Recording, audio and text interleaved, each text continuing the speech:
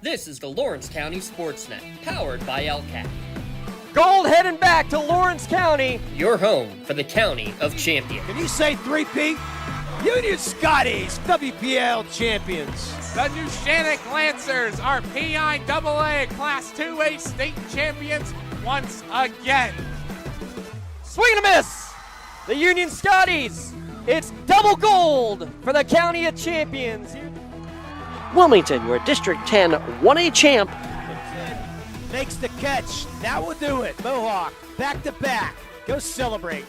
The top local athletes and the top sports moments all featured here, live or archived at lcsportsnet.com. There he is. Left corner for three. He's the now all-time leading scorer. Palmer McCain makes the catch. Somehow the adjustment, and he is going to take it to the house. Mensis Monitis works through Rinson. Has a chance. Score! Off the tip of the glove of the first baseman, Benedict. That's recovered. And did they get her? They did! He has wide open. Dave McKnight gets the touchdown. Featuring over 100 broadcasts of county events in over a dozen sports. Your voice for Lawrence County sports. The gold ball headed home to Newcastle. This is the Lawrence County SportsNet.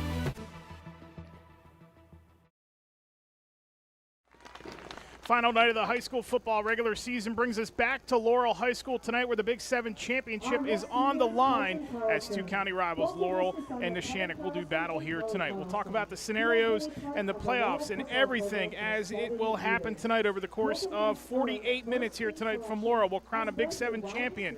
But before we do that, let's get down to the field and listen in on tonight's senior night activities here at Laurel High School. We'll be back in about 20 minutes or so with the pregame for kickoff tonight between Laurel and Neshannock, right here on the Lawrence County Sports Network, powered by LCAT. Congratulations, Colton.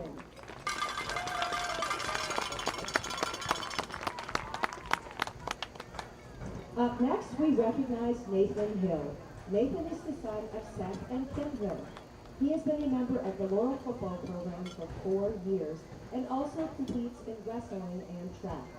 After graduation, Nathan plans to attend trade school.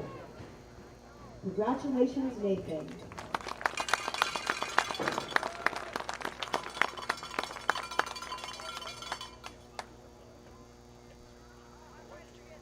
Introducing our next senior, Maya Jarrett.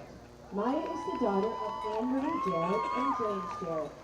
She has been a part of the Laurel football program for 3 years and made history as the first female to score points in Laurel varsity football. Maya also earned the MVP award her sophomore year and competes in basketball, soccer, and track and field. After graduation, Maya is keeping her options open and plans to follow whatever path God has planned for her. Congratulations, Maya. Next, we honor Christopher Johns. Christopher is the son of Dave and Amy Johns. He has played 2 years of football at Laurel during his junior and senior years. In addition to football, Christopher is active in Conservation Club, the Laurel Musical, and has been in track and field for 6 years. He has also played hockey for over a decade, including 11 years with the Lawrence County Lightning and 7 years representing Laurel with the Neshannock Co-op hockey team. After graduation, Christopher plans to continue playing hockey and either enter the workforce or attend trade school for construction. Best of luck, Christopher.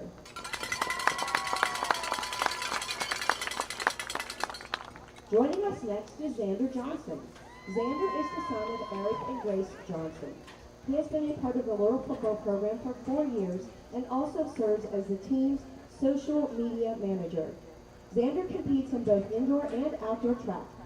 After graduation, he plans on working at Hut Creations Barber Lounge to obtain his barber's license. Best wishes, Xander.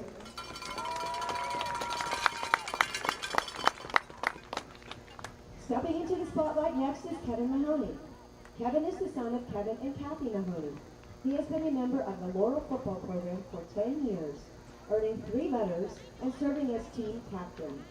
Kevin is also a 3-year letterman in track and field, serves as Men's United footy coach, and is active with Youth Alive, student council, varsity L, and is secretary of the NHS. After graduation, Kevin plans to attend a 4-year university to study chemical engineering and continue his track and field career. Congratulations, Kevin.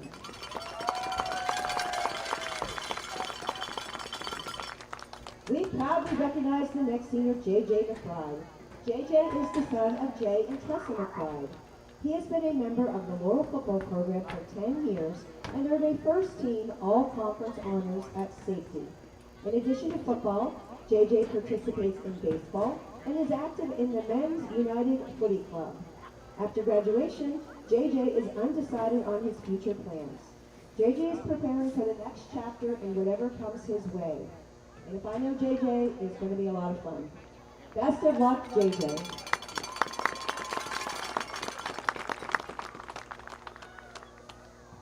It is our pleasure to introduce senior Jack Niles.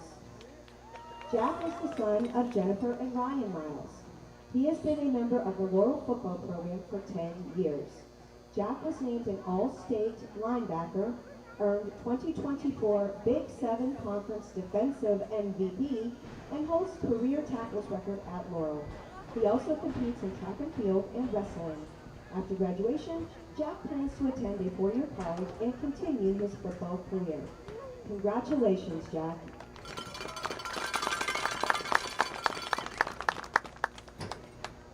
Joining us next is Bailey Pizza.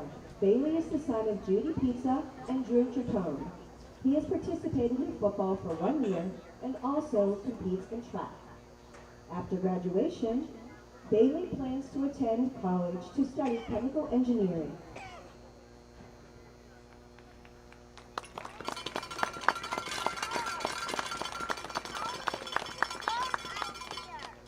Good luck, Bailey.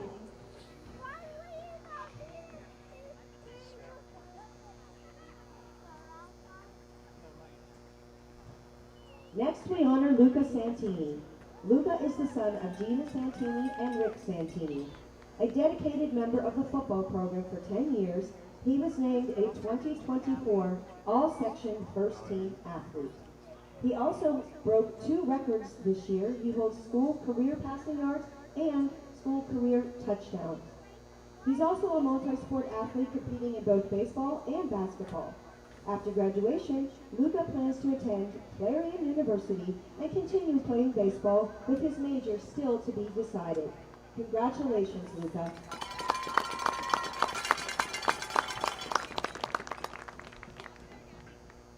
Please join me in welcoming Casey Wilson. Casey is the son of Heather Wilson and Luke Wilson. He has been a part of the Laurel football program for 9 years and earned 2024 second team all-conference honors for both offense and defense. Casey is also a member of the wrestling team. After graduation, he plans to continue his academic and wrestling career at Edinburgh University. Best wishes, Casey.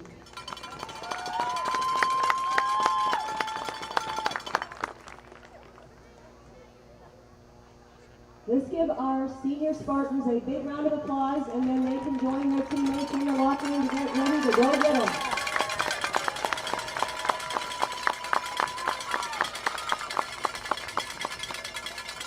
Cheerleading is the next sport we will be recognizing. Please welcome our senior cheerleaders. The first is Sadie Smith. Sadie is the daughter of Chad and Jody Smith. She has been a member of the Laurel cheerleading program for 4 years and serves as captain for football, competition, and basketball cheer.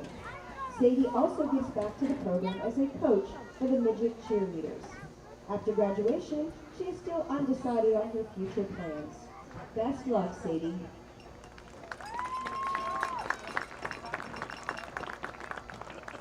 Next up, we have Atziri Villanueva. Atziri is the daughter of Betty and Jonas Villanueva. She has been a member of Laurel Cheerleading Squad for 1 year. After graduation, Atziri plans to attend college and pursue a degree in architecture or a related field. Congratulations, Atziri.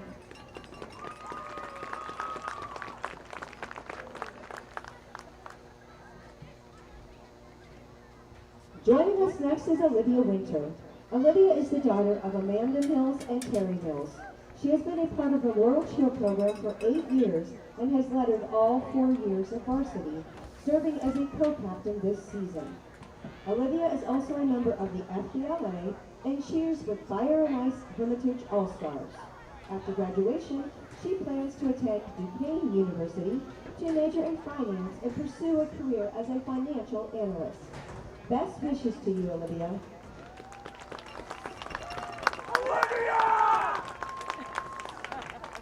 We are now celebrating our next senior, Kendall Zeppelin. Kendall is the daughter of Michelle and Steve Zeppelin. She has been a part of the Laurel cheerleading program for 9 years. Kendall is a 3-year letter winner and serves as team captain. She is also a proud member of FBLA. After graduation, Kendall plans to attend Slippery Rock University to major in pre-physical therapy. Congratulations, Kendall. Stepping to the spotlight next is J.L. Henderson. J.L. is being escorted this evening by her friends, Riley Balcom and Juliet Record. She has proudly served as Birdie, the Laurel mascot for the past year, bringing energy and school spirit to every event. J.L. is also involved in basketball, has spent 2 years in journalism, where she serves as secretary, and is active in the Super Spartan Spirit Club, FCCLA, and Youth Alive, where she serves as president. After graduation, J.L. plans to attend a 4-year college to major in secondary education. Best of luck to you, J.L.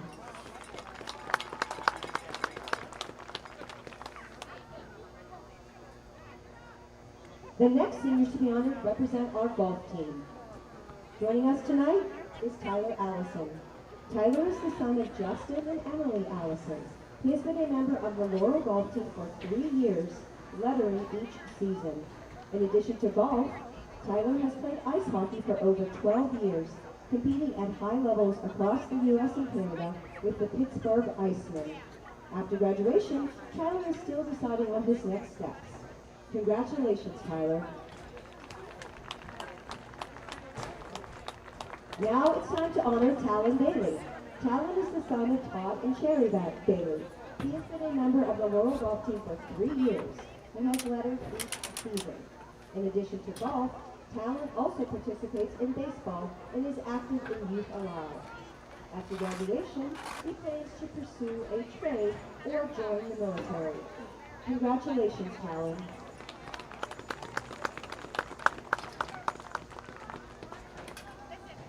Stepping into the spotlight next is Eli Bentham. Eli is the son of Jim and Kelly Bentham. He is a 4-year letter winner and a 4-time 2A first team all-section selection. Eli won the section qualifier championship as both a freshman and senior and served as team captain the past 2 years. Is also a 3-time low medalist for Laurel. He is a member of the United Footy Club, and after graduation, Eli plans to attend a 4-year college and continue his golf career. Best of luck, Eli.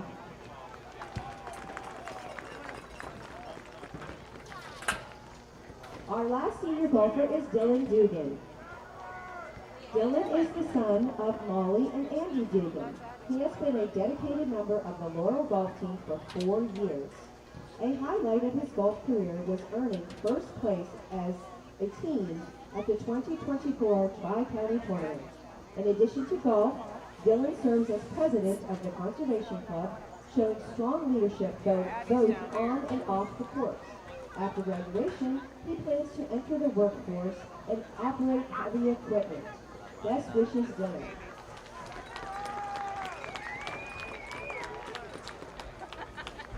The last senior athletes to be recognized this evening are with the cross-country team. 2 of our runners are going to be recognized with the marching band. Joining us now is runner Cody Watt. Cody is the son of Lisa Watt.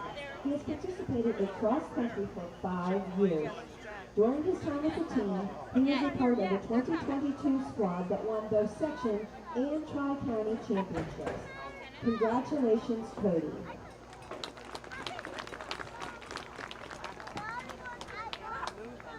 Let's give these seniors the applause, support, and appreciation that they truly deserve. Congratulations, seniors, and best of luck in the future. Best of luck to our senior athletes, and we are now going to honor our senior marching band members. Tonight we are proud to represent and fitting tribute to the 12 dedicated marching band members from the class of 2026. These students have demonstrated a high level of dedication and achievement over the years. Their personalities and leadership will be missed. They have represented the district well, and it is fitting to recognize their accomplishments tonight. Our first senior is Ella Bartlett, who is escorted by her parents, Matthew and Erica Bartlett. Ella is a Spartanet and has been a Spartanet of the Spartan Marching Band for 3 years. She plans to attend Indiana University of Pennsylvania to pursue a degree in nursing.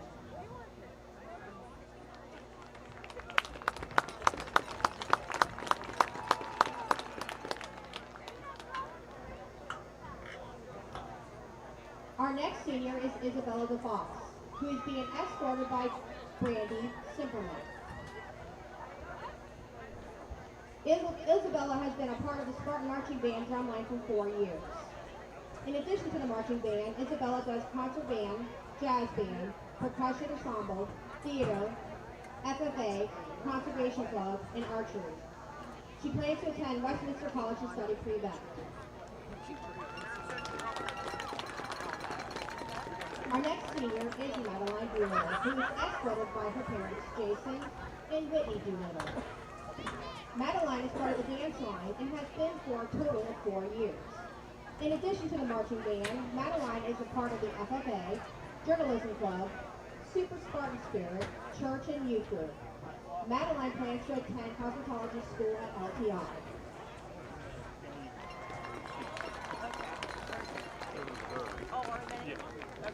We now honor our senior Joe. He is being escorted by Joe and Jill Atkins and Ryan and Leah and Gilbert. Joan is on the drum line and has been a part of the Spartan Marching Band for 6 years. In addition to the marching band, Joan is a part of concert band and jazz band. After high school, Jonah plans to attend a 4-year college for engineering.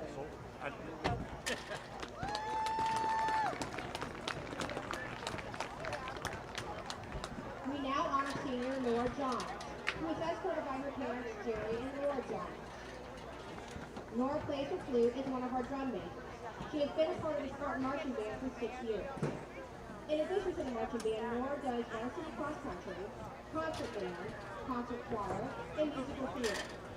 Nora plans to attend Slippery Rock University to get a degree in psychology, then go for her PhD in forensic psychology.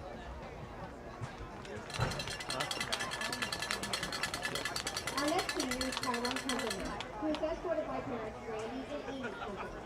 Tyrone has been a part of the Spartan Marching Band for 6 years. In addition to the marching band, Tyrone has been a part of basketball for 6 years, track for 5 years, has lettered in both basketball and track. Tyrone plans to attend college majoring in physical therapy and participating in basketball and track.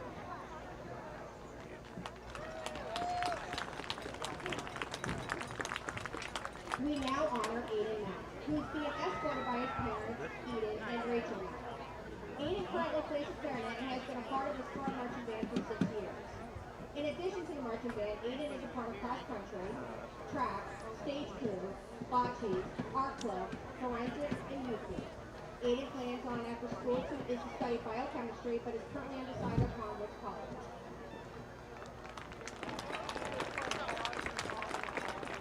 The next senior to be recognized is Samantha McKnight, who is being escorted by Matthew and Michelle McKnight. Samantha plays the clarinet and has been a part of the Spartan Marching Band for 3 years.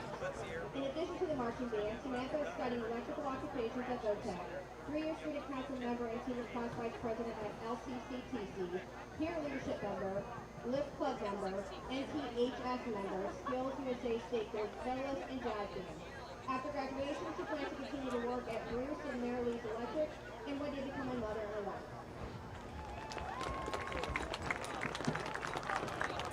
We now honor Macy Miller. She is being escorted by her parents, Gerald and Heather Miller. Macy plays the trombone as one of our drum majors. She has been a part of the Spartan Marching Band for 6 years. In addition to the marching band, Macy does concert band, jazz band, and varsity softball.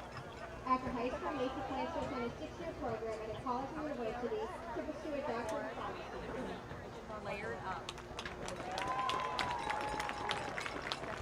Natalie Rogers is the next senior we are showcasing and is being escorted by Mike and Maria Rogers. Natalie is the captain of the Spartans and has been a member of the Spartan dance line for 4 years. In addition to the marching band, she is the captain of the boxing team, involved in musical, choir since 5th grade, SCCLA, FBLA, FFA, student council, Super Spartan Spirit 2025 Lawrence County Queen, and a volunteer firefighter. Her plans after graduation are to attend IUP to major in elementary education with a minor in special education.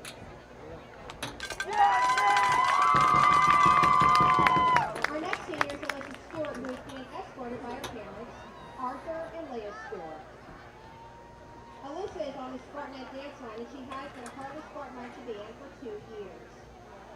In addition to the marching band, she is involved in musical and choir, lettering and cheerleading and wrestling, and club health.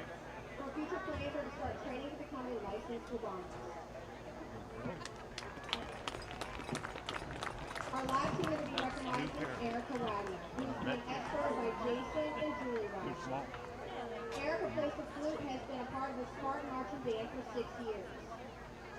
In addition to the marching band, she's involved in the musical, bocce, concert band, track, choir, FFA, Super Spartan Spirit Club, coffee cart, and outside of school she's involved in her youth group at Faith Country Chapel, where she also sings and plays the piano on the worship team.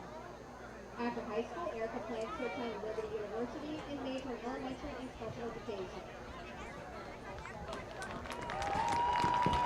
To this outstanding group of musicians and auxiliary members, we thank you for your time and dedication in leading the Spartan Marching Band. The band's director and staff appreciate your efforts and wish you well in all you do in the future.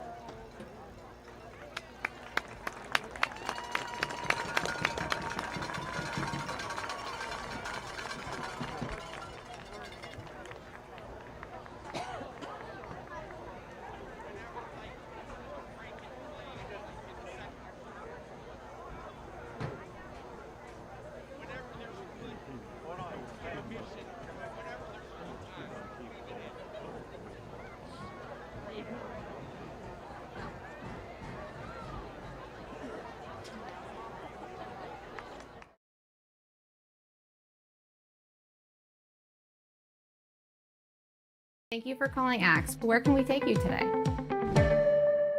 To work, to the store, to Grandma's house. Axe can get you there, but it's much more than a ride. It's a joyride.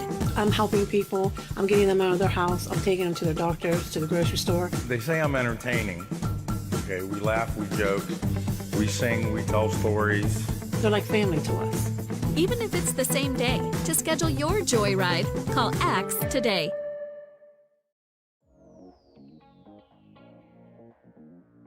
Calling all sports fans. Never miss a moment with real-time alerts, keeping you in the loop when your favorite teams are playing.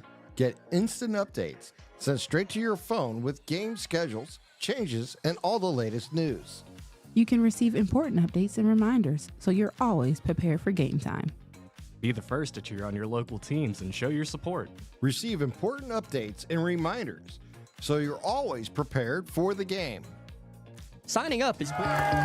Like in sports, it takes a great team to protect you, your family, and your business. MVP Insurance is that team. From home and auto to life and commercial insurance, you can count on us for coverage that adapts to your needs. We're committed to excellence for our clients' experience and in serving our community. It's a winning combination. MVP Insurance. Don't get left on the sidelines. Log on to mvpins.com or call today to get your free quote. When the high school season heats up, make sure you have the best gear to support your school. Head to the Red Zone on Wilmington Road in Neshannock for all your county sporting apparel needs. From sporting goods to custom apparel to embroidery and more, the Red Zone has it all. Quality gear for all 8 schools in the County of Champions.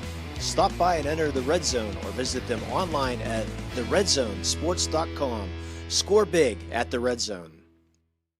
Your hip, your knee, your shoulder, whatever has been holding you back, UPMC Orthopedic Care is where you'll find experts to help you get back to a better quality of life. UPMC is pioneering minimally invasive surgeries, and we offer personalized treatment plans and same-day surgery to get you home and moving sooner. It's your ankle, your elbow, your hand, and it's your move. Visit upmc.com/ortho to learn how UPMC can help. For 20 years, Melee Chiropractic has treated athletes of all ages to help them get safely back to the top of their game. Melee Chiropractic has 3 full-time doctors in their office, and all 3 are former area athletes who have had to battle injuries throughout their careers. They want to help you get safely back on your feet. But more importantly, help stop the injuries before they happen. Prehab before you rehab. Attention all high school student athletes. During your sports season, a $30 visit to the Melee Chiropractic office includes an adjustment and/or all therapy is necessary. From the athletes of tomorrow to the weekend warriors and everything in between. Let Melee Chiropractic keep you in the game. Welcome back to Laurel High School. Eric Thomas and Tim Continenz with you here tonight for the regular season finale between the Laurel Spartans and the Neshannock Lancers. We're about 4 minutes away from kickoff here tonight in what is going to be a hotly contested battle for the Big Seven. So the scenario shakes out like this. If Laurel wins, they are the outright Big Seven champions, as they would cruise through the conference with a perfect 6-0 record. Neshannock would get the outright conference title tonight if they win this game, and if Southside loses to Rochester. And if Neshannock and Southside win, there's a 3-way tie that is going towards the tiebreaker. The head-to-head tiebreaker is tied as well. In Gardner points, as we see it right now, Laurel would be plus 50. And if all that doesn't shake out in somebody's favor, we go to a coin toss to determine who the champ is. So the easiest path here tonight is for the Spartans to win this thing outright. Otherwise, we got a little bit of chaos. And we will talk more about that here in a moment as we're going to listen in on tonight's national anthem, and then we'll continue on with the pregame show here tonight from Laurel High School. You see by the dawn's early light what so proudly we hailed at the twilight's last gleaming, whose broad stripes and bright stars through the perilous fight o'er the ramparts we'd watched were so gallantly streaming, and the rocket's red glare, the bombs bursting in air, gave proof through the night that our flag was still there. Oh, say does that star-spangled banner yet wave o'er the land of the free and the home of the brave. There's tonight's national anthem, and we are about set for kickoff tonight between Laurel and Neshannock. It's all come down to this, the final week of the regular season, as these two teams trying to battle it out for a Big Seven championship. Also has playoff implications too, as Laurel trying to get one of the top 4 seeds in the Single A tournament, which begins next week. Hard to believe that we're already to the state, the district, and then soon the state playoffs. Some teams will enter the state playoffs next week after the regular season concludes, depending on class and where they are in the district. Tim Continenza joins me here tonight. And look, we've been pointing to this game all season long. We knew that the last 2 weeks were going to really determine how this Big Seven was going to go, with Southside in the mix, and really the last 3 weeks, because Southside took care of business against Neshannock. It's kind of been this round-robin, 3-team tournament between these two, and it's come down to this one here tonight. 2 rivals, Big Seven title on the line, playoff seeding on the line. A lot at stake, even though both teams are in the playoffs. How's this one going to go here tonight? It's a battle of backyard neighbors, really, when you get right down to it. And this is a game where I think we're really going to rely on the quarterbacks. I mean, you look at what Gino Mazzocco has done for Neshannock in his career and what he has meant to this team this year. He did miss some time this year, but has had a phenomenal year. And then you look at the growth of Luca Santini and what he has meant to this team, Laurel Spartans, and what he has achieved, throwing 18 touchdown passes this year and just really being a leader that he's been, and just tremendous. Between these two quarterbacks, I think we're really in for a treat here tonight, and it's going to be a battle of the offensive lines. Which one can protect the quarterback to give them an opportunity to do what they do best? Gino can run the ball too, so it'll be an interesting mix to see how these two match up. Let's take a look at our Axe Series notes. Axe is here to get you there. Lawrence County's door-to-door transportation service, open to the public. Axe takes people to work, play, and anywhere else they want to go. Call 724-652-5588 for more information. You see, this is the 51st meeting all-time between these two sides. Last year, it didn't go Laurel's way. In fact, they were playing their best football until they got to that final week of the season, and then Neshannock really put it to them. The combo of Anthony Aiken and Gino Mazzocco rushing for over 200 yards in that 20-point win. And if you break it down a little bit further in this series, only 4 of the 15 games in the last 15 have been decided by a touchdown or less. And you got to go back to 2022 for that. The winning team has scored 25 or more in 11 of the last 15 meetings, and 10 of the last 15 meetings have been decided by 17 or more. The series is split 5-5 over those 10 games. Our impact players tonight brought to you by Nick's Auto Body. Impact players that you trust. We're going to talk about the 2 running backs here tonight. Anthony Aiken, who's having a career season, career best yards per carry and yardage per game this season. And, of course, Colton Carlson, over 2,200 yards of career offense and 26 touchdowns. He's averaging 12 yards a touch whenever he runs the ball or catches it. And those are your impact players brought to you by Nick's Auto Body. Nobody does it better than Nick's Auto Body. Collision repair, paint and detailing, full service mechanical, interior cleaning, making your car look as good as new. Nick's Auto Body. Trust your body in our hands. So we're about set to do it here tonight as Laurel will kick it away. Neshannock will be on offense first, and we'll see who's going to blink here in this Big 7 showdown. We'll keep you updated across the county, not only on some of the playoff implications as it pertains to some of the 2A teams and also the rest of Single A. We'll also keep an eye on that 4A Parkway battle tonight between Newcastle and Blackhawk, Montour and West Allegheny, and also Ambridge and Aliquippa. We'll update you on all that, and also a couple other 4A games we're going to watch tonight. Laurel and TJ and Ringgold and Char Valley. But here it is. The Big 7 title is up for grabs. It's an end-over-end kickoff, and we're underway from Laurel High School. And getting out to the middle of the field and taking it up near the 35-yard line on the return, Ethan Beeman, and that is where Neshannock will start. 1st and 10, led by their quarterback, Gino Mazzocco, completing 56% of his passes this season. Just shy of 1,000 yards, 883 yards, and he's thrown for 9 touchdowns. Not as effective as a runner this year, and that's primarily because of the time that he has missed, but still 10 rushing touchdowns for Mazzocco.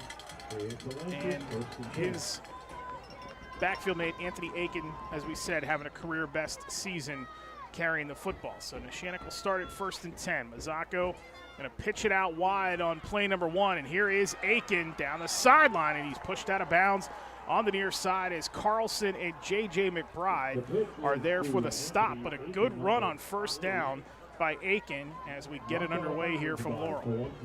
There is the starting lineup for the Lancers. We mentioned Mazzocco. This offensive line has done a great job this season because they've had to mix and match all season long thanks to injuries. Mazzocco on what is 1st down again, out to the far side, and Edworthy, and Justin Edworthy on back-to-back plays. He is going to pick up a good chunk of change on 1st down, and the Lancers are moving the sticks here early.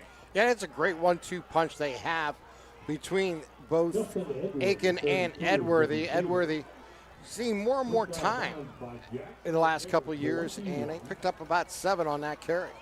Game looks to be about 7 yards, 2nd down 3 in Laurel Spartan territory now. So a 1st down and a good gain on 1st down for this offense here to start. And there they go right into the teeth of this Laurel defense, which has been red hot this season. They are a load to handle up front. As we'll get a look at the Laurel defense here in a moment. And that's going to bring up a third down and call it short on a gain of 2 that time. Let's see if they roll out Mazzocco here, see give him some options here on third down.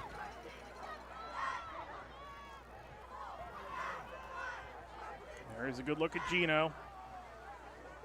Flora and Beeman on the near side of the formation. Mazzocco going to flare it out near side. Edworthy cuts upfield. Justin Edworthy to the 40. And he's tripped up there by Jack Miles, but he's going to have another Lancers first down as they pick up 5 that time, as we're almost a minute and a half into this first quarter. Ball's on the Spartan 39-yard line. First and 10. Lancers. So 2 first downs on this drive. 5th play of the drive already for Neshannock as Mazzocco looks, pressure. Here's big Kevin Mahoney giving chase. Mazzocco's going to fling it out of bounds to avoid the big fella, and that'll bring up second down. The Laurel defense, as we talked about, over the last 5 games, 10 interceptions, 5 fumble recoveries over the last 4, and a sack in 4 straight games. One of the big reasons why is that guy right in the middle there, number 60, Kevin Mahoney.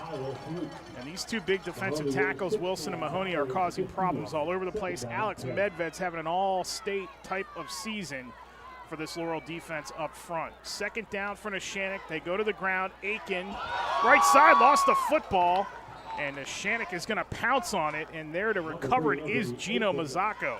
Yeah, got a hand in right as he crossed the line of scrimmage, stripped that ball, but Gino was there to recover the fumble, a gain of 1 on the play. It's going to be third down and call it 8 for this Lancer offense, trying to keep the drive alive.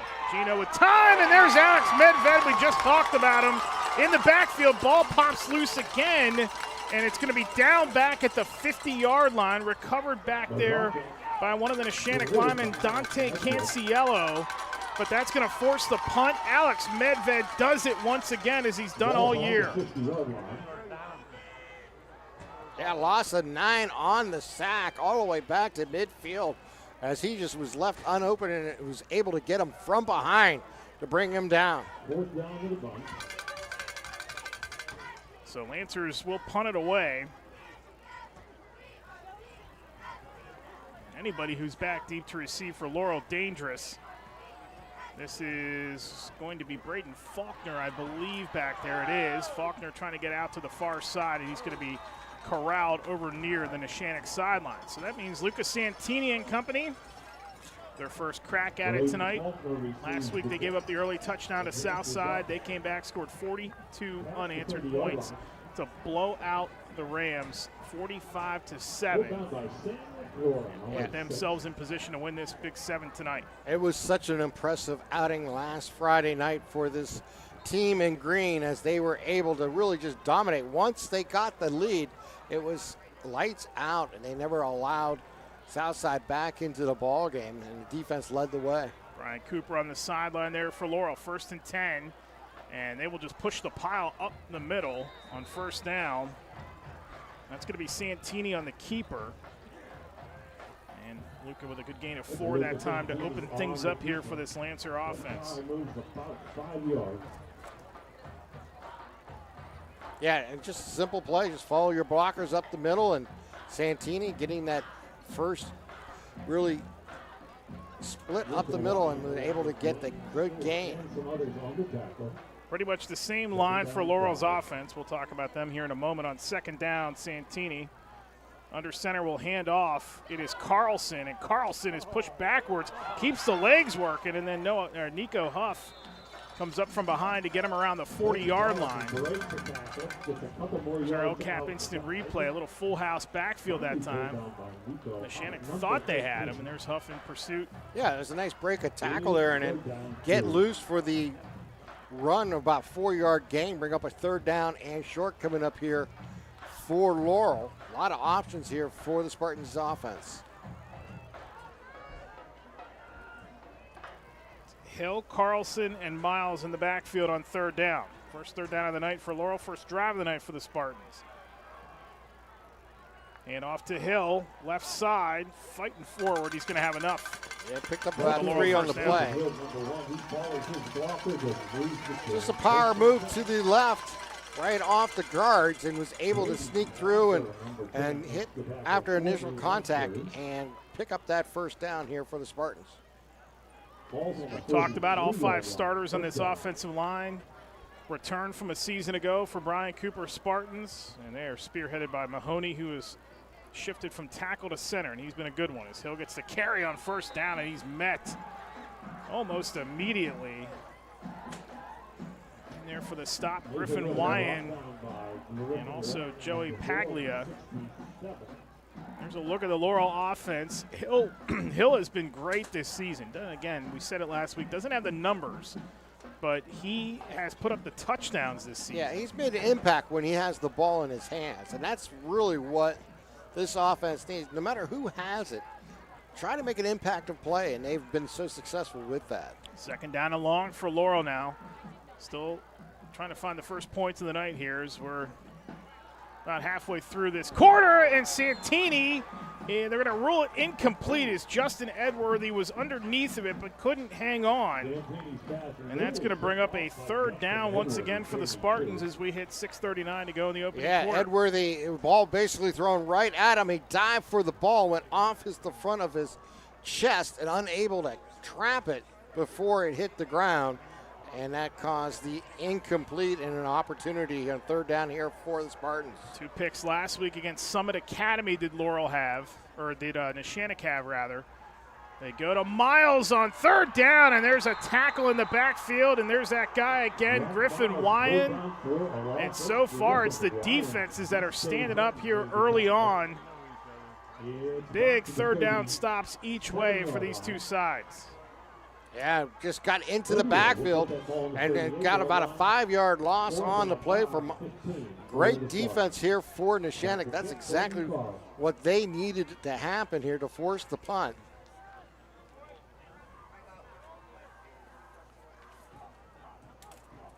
It's a high snap. Carlson goes to get it and then just absolutely unloads on this punt. It's going to be down all the way at the 10-yard line. Showing you why he's one of the best punters in the state. Colton Carlson doing it on special teams. And there you have an early play of the game nominee. We'll award that coming up later tonight. No question about it. And that's how important special teams are, especially the punting game. You could change the field. You put your opponent in a tough situation to start a drive. They're 90 yards away from the goal line. They got to take it one play at a time, but this defense has been really exceptional all year, averaging less than 9 points per ball game. Last week only giving up 7 to a vaunted Southside team. Second fewest points in single A in the WPIL overall, and second fewest per game to Clareton in both categories. Mazzocco on first down, fakes. Gino up the middle, nothing there as Casey Wilson and company are there to slam the door on that run early. Yeah, just a little keeper there by Gino, able to get a couple yards out of it. Get something positive. And we'll see exactly how they handle it from here. 82 points overall allowed by this Laurel defense in play this season. Clareton, by the way, has not allowed a point in conference competition yet as they go end around to Beeman, trying to string it out, got by Fuchs, turns upfield, slips, and then he's going to get a nice gain up to across the 20-yard line, right around the 21. Yeah, should be close enough to get the sticks moved, and they will be moved. And that is a good run by Beeman, who was caught in the backfield but kept the legs churning, and he picks up a first down. Yeah.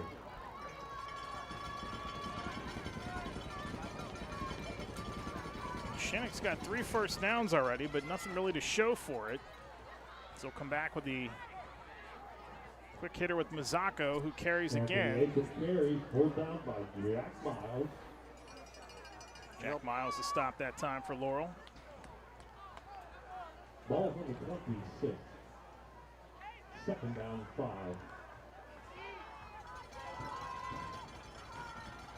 Both quarterbacks are in there now for Neshannock as Nico Madur, who will see time at tight end, is in there as well. They go to Aiken. Aiken trying to pick his way right side, and he's going to be taken down right around the 30-yard line. Short gain that time, and that's going to bring up another third down for this Neshannock offense. Yeah, third down and short coming up here, but that's exactly what the type of situation they want this offense in. They want to be in very manageable things and a lot of options for this offense to choose to do.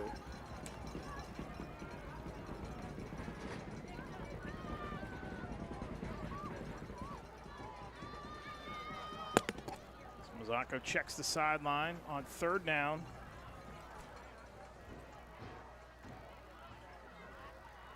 Go to the ground and getting the first down and more.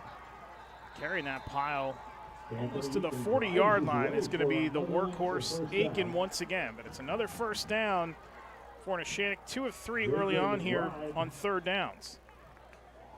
Yeah, just keep feeding. It's just kind of smash mouth football right now from Neshannock. They're just looking to line up and challenge this defensive line and see if they can wear them down. This drive started at their own 10-yard line. Mazzocco option turns upfield, and there's a great tackle in the backfield once again. And it's Alex Medved once again for this Laurel defense. As you take a look at it on our LCAP instant replay, nice job to stay home there by Medved, who's having a spectacular season.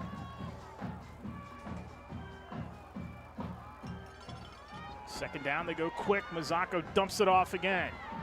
Trying to find room on the screen to the line of scrimmage, the original line of scrimmage, and then getting forward for a couple more. It's going to be Aiken once again. Anthony Aiken. Tyler Fuchs. Jack Miles. That might go for about a gain of 2. Big third down coming up here. Yeah, another third down face for this Neshannock offense. Mazzocco fires, incomplete on the far side.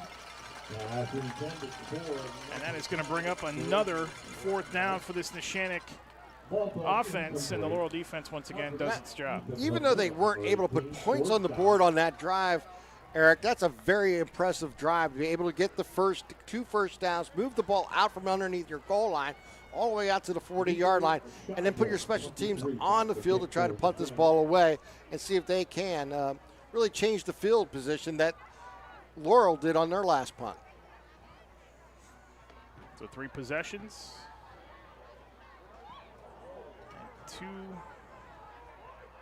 punts by the Lancers, 1 by the Spartans so far. It's been a stalemate, 3 possessions and 3 punts, and Laurel will have it here for the second time tonight as we are scoreless with 2:28 to go in the first quarter.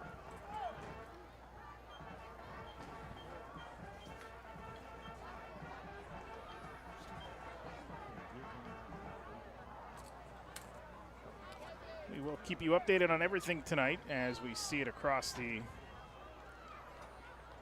area, and of course there's a lot of big action going on tonight in the Parkway Conference as Newcastle's trying to get that title and see if they have to either split it or if they will win it outright. Throw over the middle to Miles, and that is in and out of his hands and incomplete. Yeah, nice little slant over the middle, hit him around the 45-yard line, unable to bring it in. Good defense there by the Neshannock defensive backs, reaching in, knocking that ball away, and bringing up second down. Santini, if you missed it, has now committed to Clarion for baseball. Last season, 42 and a third innings pitched, went 5-3 with a 2.31 ERA. He is going to be off to the next level to pitch, and obviously he'll have basketball coming up in the winter months and then back on the dime in the spring to try to help the Spartans compete for a WPIAL title and what might be his best sport. We'll get a timeout called here. Pontius Insurance timeout, and it's going to be called by the Spartans with, let's see, 2:21 to go in the first quarter. We're still scoreless here. Pontius Insurance, you can check them out online at pontiusinsurance.com. So early on here, we've had a couple of stalemates. And then next week, we want to remind you that the playoffs begin in full, and our coverage will shift over to the NFHS network, which is mandated by the WPIAL. So We do ask that if you are interested in keeping these games on the air, that you tap in and help us out a little bit. You can reach out to James Dotson at LCSportsNet at lccap.org for more information on how you can help get some of those playoff games on the air beginning next week. Hope to have a handful of teams in there. Obviously, Elwood City, if they win tonight, they're in. Mohawk, if they win, they need a little bit of help, but they're in. Likely, you've got these two teams in, and Newcastle will be in as well. Shenango tomorrow will have a shot if they knock off Summit Academy on the road with a noon start. Santini will pitch it on second down.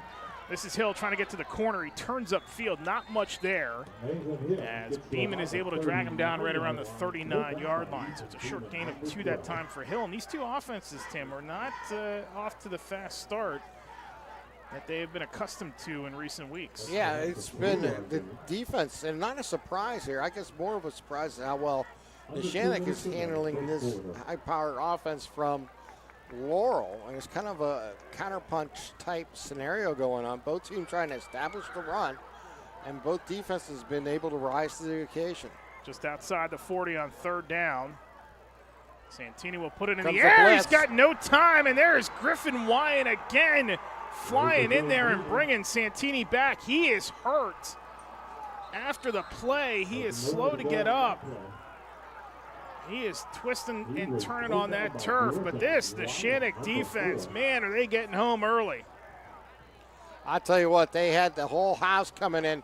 They brought in the safeties in the corners and shown the blitz at the last minute. And they brought 3 extra players on that, and that just overwhelmed the Spartans. And they were able to, Luca never had a chance to really set up on that play and was hit immediately. He tried to duck down low, but I believe he was just in a situation where he couldn't quite get low enough, fast enough, and got tangled up on that play. He is in a lot of pain as they bring him off the field, and he's unable to put any weight on that right leg, and that is not a good sign for this Laurel offense. It's almost like he knew immediately when he got. Yeah. He must have heard something. Yeah, and they're going to take him over to the sideline here and put him on the bench. So for the moment, that means Josh Sherman is in the game at quarterback for Laurel as everybody here holds their breath.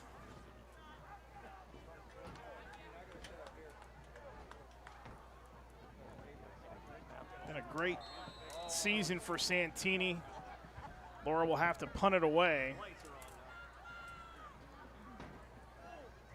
So again, 4 possessions, 4 punts. Carlson, pressure coming. He's going to put this one up in the air. Not as deep as his first one, and it hits a player on the helmet, yeah. And that's going to be down back where it hit the Laurel player. I think that was Jack Miles who had tapped on the way down. And it will be down at the 38-yard line. Might have been Sam Flora, number 6, the ball actually hit. But needless to say, good timing there, I should say. Bad timing there for Laurel as he got around the corner and made a nice kick on the ball, but was unable to have a good bounce because it looked like it was going to happen. And when it collided there with Flora. They got Santini on the turf below us here, taking a look at it. Meanwhile, Gina Mazzocco is back out for Neshannock. So we are still scoreless here with 1:10 to go in the first quarter. Neither team has been able to get anything going offensively. They've punted now 4 times as Mazzocco will keep on first down, trying to get behind his wall. And there to close that up quickly is the beef in the middle. It's going to be Wilson and Mahoney once again. But he is across the 40 to the 41 for a gain of 3 on first down. It'll be 2nd and 7. Yeah, so far Mazzocco has been the workhorse, but we've seen early Aiken on the first carry of the game get 12. They haven't really tried to get to the edge again since then. They've been working strictly up the gut. They'll go to Aiken this time. He had to slip through a tackle, and he might pick up 1 that time. And Wilson and company are in there for the stop. So here we go, another 3rd down for this Laurel defense. And you hate to see Santini is up walking around, so that is a good sign. And hopefully he is okay. They don't have to snap the ball, as there's 20 seconds left on the play clock and under 9 seconds on the game clock. Yeah, they will let this dwindle down to the end of the first quarter. And Mazzocco and company will face third down when we start the second quarter. Scoreless here in this Big 7 showdown at Laurel High School between Neshannock and Laurel. 12 minutes. We'll come back with the second quarter after this. You're watching high school football coverage on the Lawrence County Sports Network, powered by LCAP. Castle Asphalt and Construction is driven to provide quality, cost-efficient pavement-related services to Western Pennsylvania.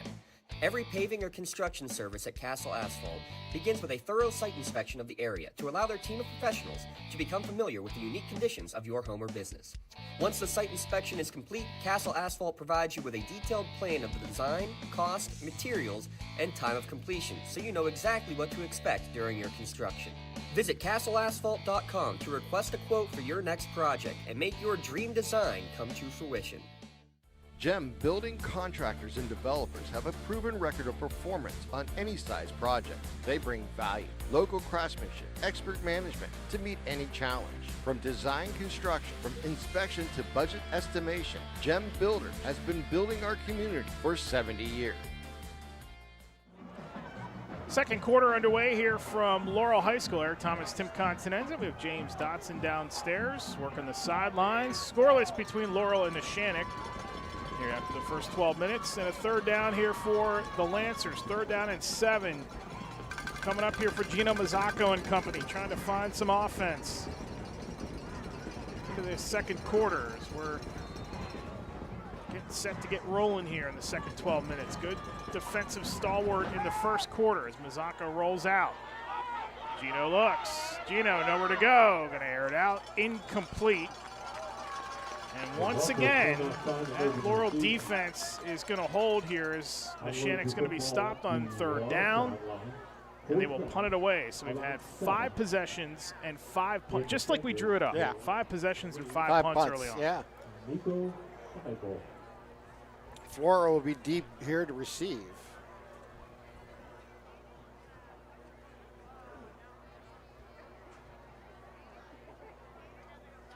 Excuse me. See if Lucas Santini is going to come back in the game. They were looking at the back of his right knee, but he is throwing now on the sideline as Neshannock will punt that away. That might have been tipped. Yeah, low line drive. Faulkner going to tell everybody to get away from that.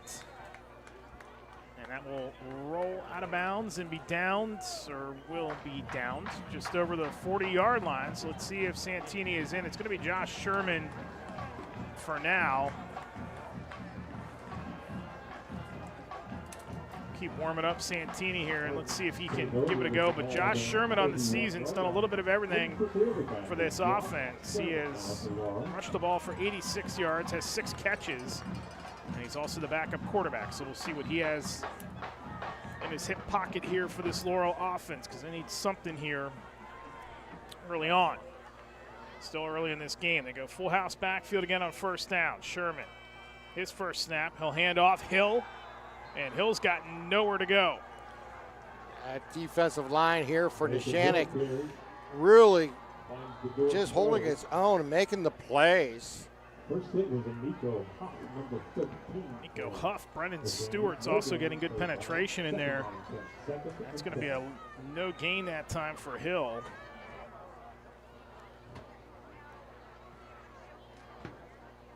Second down for this Laurel offense. They hand it off again. Carlson sweeping to the outside. Carlson turns it upfield. Carlson, and he's going to get ridden out of bounds on the far side. It's going to bring up a 3rd down and long for this Laurel offense. Just trying to keep it between the lines here for Sherman.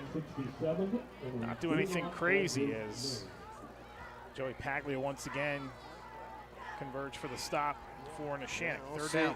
What Sherman can do here on this 3rd down and long, see if they choose to let him throw from the pocket here. That's been so much part of the Spartans game this year. Mason Moser is into the game offensively here for Laurel. Shotgun for Sherman. Here they come. Sherman going to uncork it, looking deep. Carlson tipped. And good coverage down the field that time by the Lancers. Justin Edworthy going one-on-one with Carlson deep.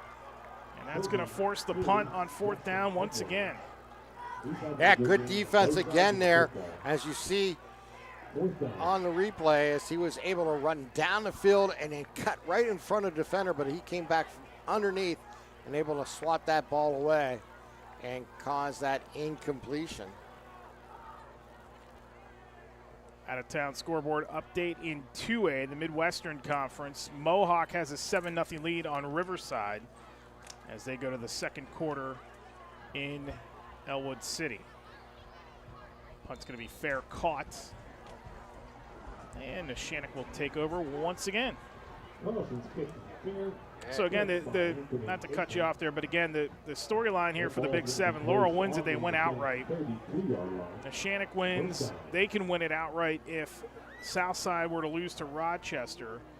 And if Southside were to win, then it would be a 3-way tie between Southside, Laurel, and Neshannock, as Neshannock lost to Southside, Laurel beat Southside, and then Neshannock would beat Laurel. There is a look at the Big Seven standings headed into play tonight. Neshannock's is now 4-1 and 7-2 because that forfeit was awarded to them earlier this week when they played Rochester early in the season. First down, the handoff to Aiken to the 35. Gain of 3 that time. Yeah, bigger drive here for either team. Now, you look at Neshannock, they've been able to move the ball. They've already achieved 4 first downs in this ball game. They can get a drive together here and get some point, get some momentum on here on the road.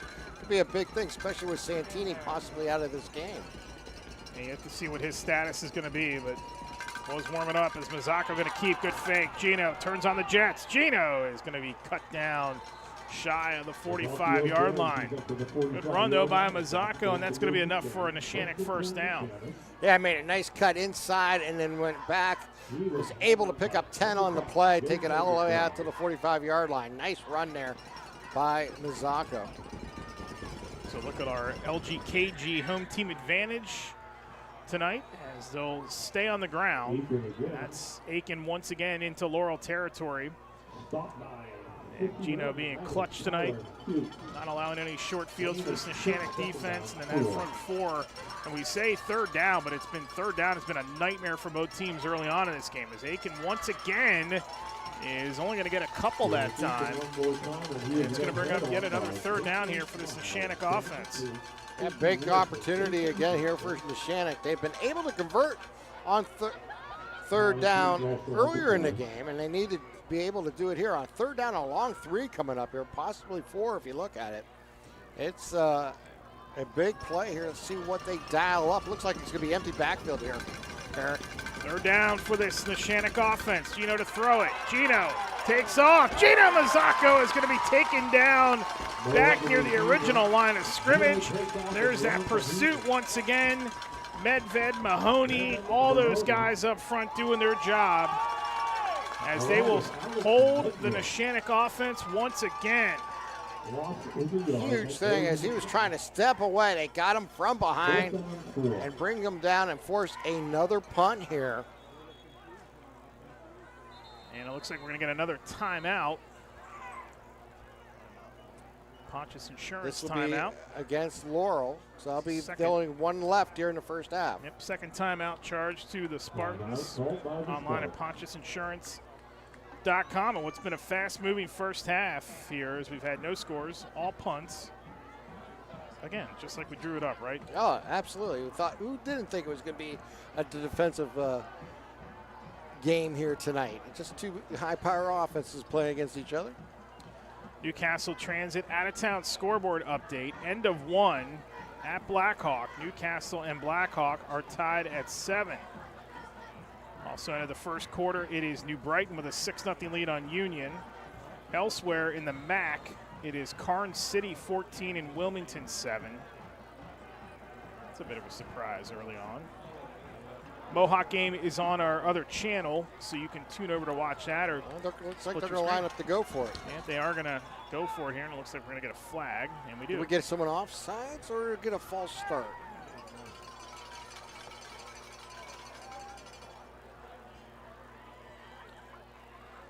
don't think the officials were ready. I don't think it was a flag. Head referee tonight is Tom Wasco. I think that's what it was, the officials. Nope, we had a dead ball. Oh, maybe not. I thought he was raising his hand showing a dead ball foul. False start against the offense. False start against Neshannock. So that's our first penalty of the ball game. It is, and that is going to force the punt. Not going to go for it here again on 4th down, 8:39 to go. Set it no short fields. It now becomes a field position game. Well, 4th and 4 to 4th and 9. They'll, like you mentioned, bring the punter on.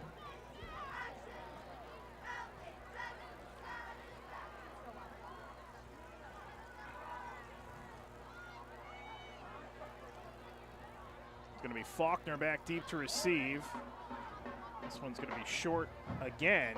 And the special teams unit for Neshannock there to down it just over the 30-yard line. So take a look down at the sideline, and Lucas Santini is going to come back out at quarterback. So that is a great sign for this Laurel team. Twisted around on that big sack earlier in the first quarter. And it did not look good initially, but he is back. The way he was unwilling to put any weight on that right leg was a major concern there.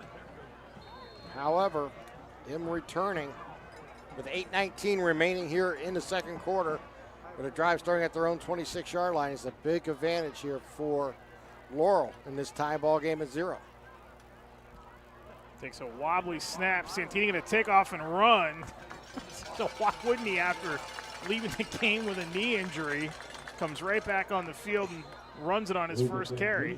Yeah, just a quick snap, and I think it was caught him on a little off guard. He bobbled it, was able to retrieve it and turn it to the right side, picking up close to 5 yards on the play. That's about a 5-yard pickup.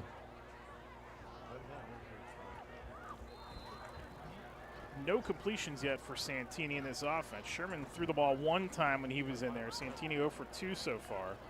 And the run game, not much to write home about. These two defenses have been fantastic early on. Second down, they'll go to the ground, and Hill gets ahead of steam. Hill crunched as he gets to the 35. And that'll be a 4-yard gain for Hill. Now bring up a 3rd down and short. A lot of opportunities here for Laurel. They're going to go quick. They will go quick, trying to push the pile. And I don't think he got it. It's going to be close. It's going to be depending on the mark. There's a late flag after the play. And we'll have to see what this is called on. If it's on the defense for pushing back one of the blockers and went deep into the defensive backfield. Santini lost his helmet in the scrum. Let's see. Tom Wasco, our official again tonight. There you see him talking about it. Santini was a little irritated after he got off that pile as well. This initially looks like it's going to go against Neshannock, but let's see. They're going to wave it off. Wave it off, so no flag. That is a very bad. No penalty of the flag. With the placement of the football. So he's going to be short of the first down. At least, well, they're going to bring out a measurement. Let's wait and see for sure.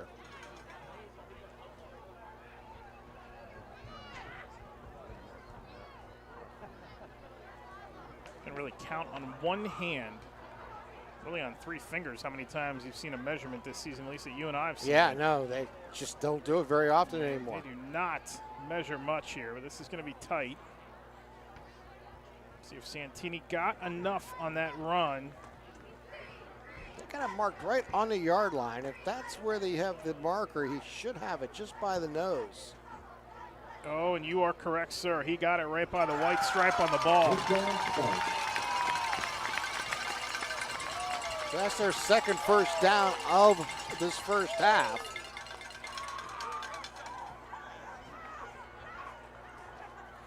So they keep the drive alive, and we don't have a punt yet, anyway.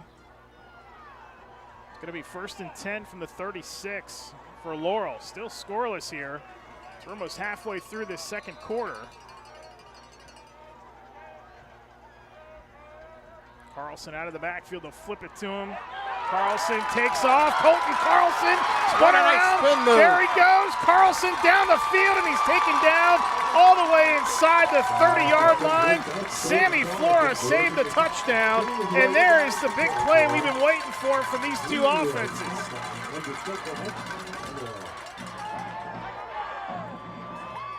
Look at him just drag that tackler from behind down, granting an extra 5 yards, taking the ball all the way down to the 25-yard line.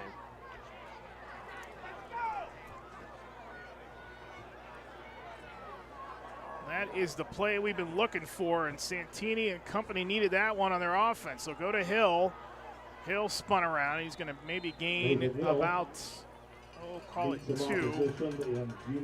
Give him 1. Gino Mazzacco had the carry, or the tackle rather. Looks like about 1 yard. 2nd down, 9. It's a 40-yard gain on 3rd down for this team. That's what I was just double checking my own math on that. It was a 40-yard gainer. 2nd down for Laurel. Santini rolling out, going to air it out to the end zone. Got a man, Moser, it's intercepted.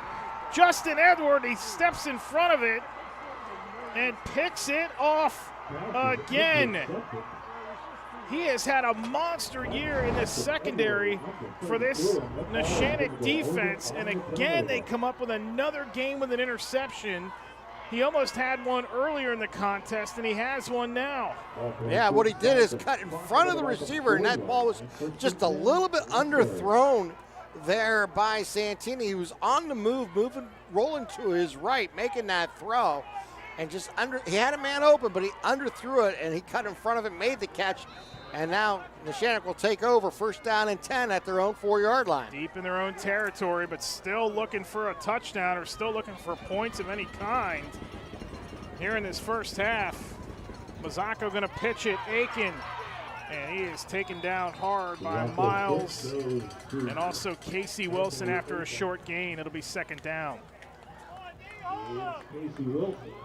And numbers-wise, it favors Neshannock right now, but there isn't much to write home about from a Lancer perspective either.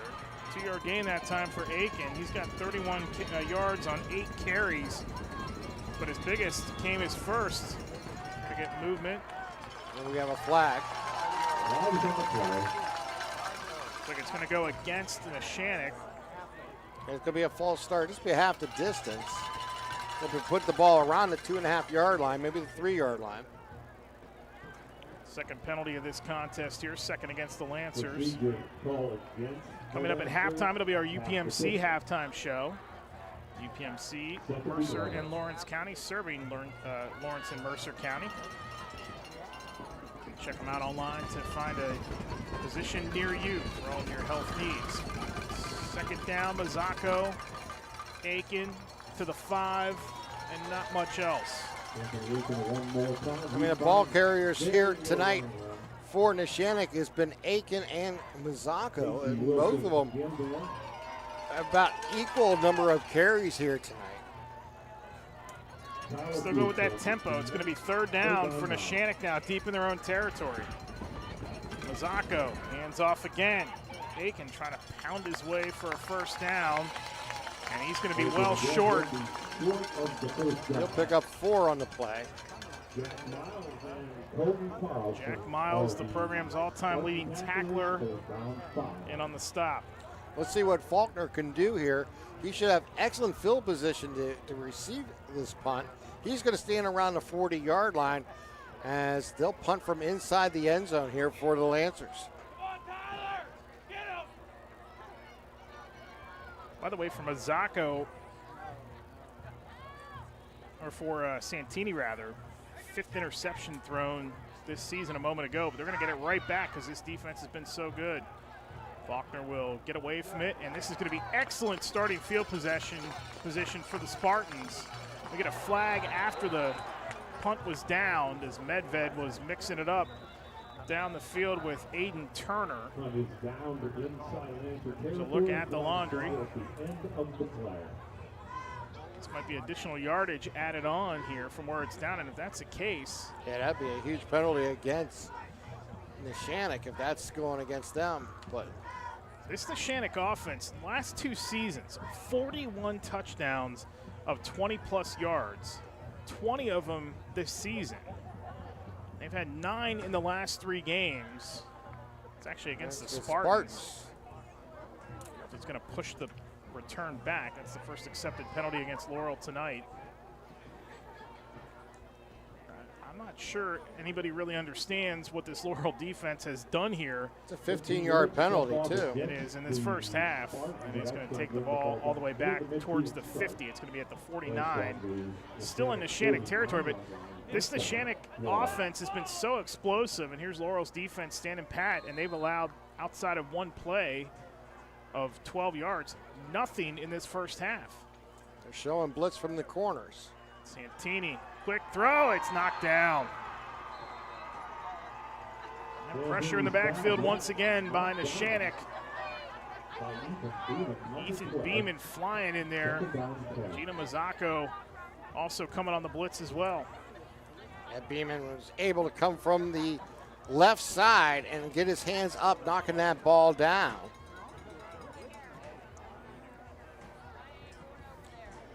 So far, Neshannock's defense has always rise to the occasion in this game. And they've been equally impressive here. Their defense has gotten better and better as the season's gone on. Santini on second down, empty set. Pressure shown again by the Lancers. Here they They're come. bringing 2. Santini out to the far side. 1 hops in front of his intended receiver. That is Ethan Hamilla. They do call it a completion, but he was down, so it's actually going to be a loss on the play. Yeah, minus about 4 on the play.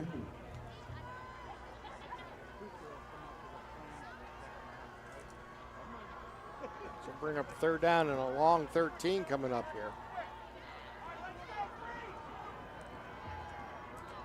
See if Luca got that right arm ready to go here. They need it now. They had a 40-yard play on the last drive. There is the man Carlson in motion. He's going to carry on 3rd and long, and Ethan Beeman gets him first, and then Griffin Wine is there to clean him up.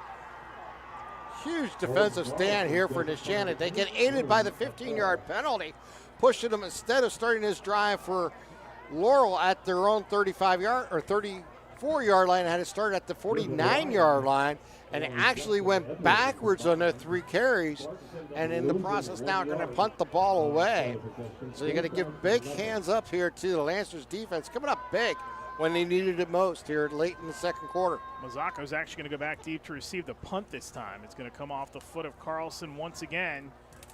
It's a good snap, and Colton booms this one high up into the towering lights, and a fair catch is going to be called, and the ball popping out of the hands there for a moment on the return as Aiken was able to corral it. So Neshannock will start deep in its own territory once again, still have 3 timeouts, 2:53 to go. And what's been a stalemate here in the first half.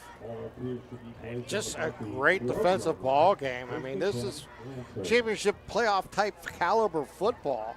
You're going to see defense dominate most of the time this time of the year, and we're seeing it here in tonight's ball game between these 2 schools.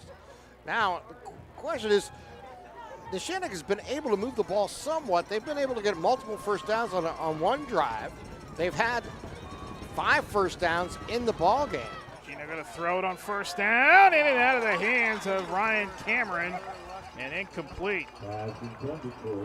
Zacco has missed 3 in a row, and you go back to Santini. His last 3 have been an interception and 2 incompletions. Out-of-town scoreboard update, and we'll detail it all for you coming up at the half on our UPMC halftime show. 8 minutes left to go in the half. Down at Riverside, it's Mohawk with a 14-6 lead over the Panthers.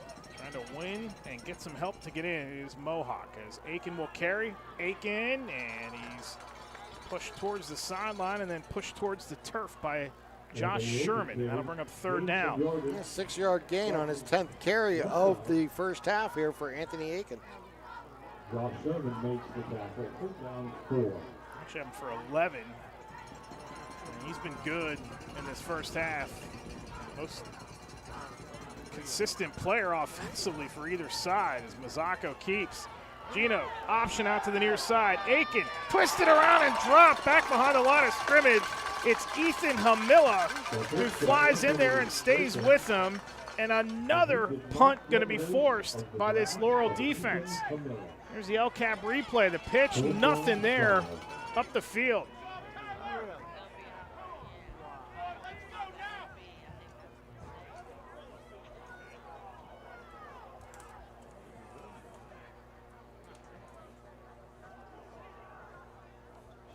Laurel should get good starting field position again.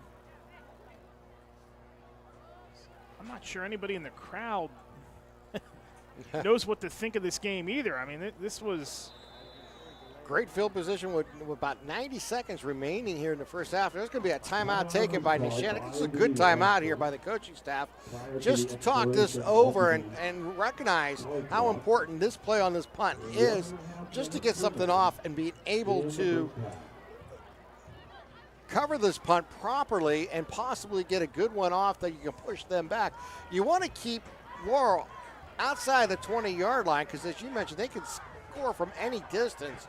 And the farther they're away from this goal line with, under 90 seconds to play after this next play, it's going to be important. And it's going to be a real challenge here for Neshannock. So this punt is real important. And Faulkner, he can set up this Laurel offense in great position if he gets a punt he can handle. It's that time of the month again, so if you would like to nominate a team or an athlete of the month, you can send nominations to lcsportsnet.com. James Dotson will handle all that. We'll announce our October team and athlete of the month coming up here next week.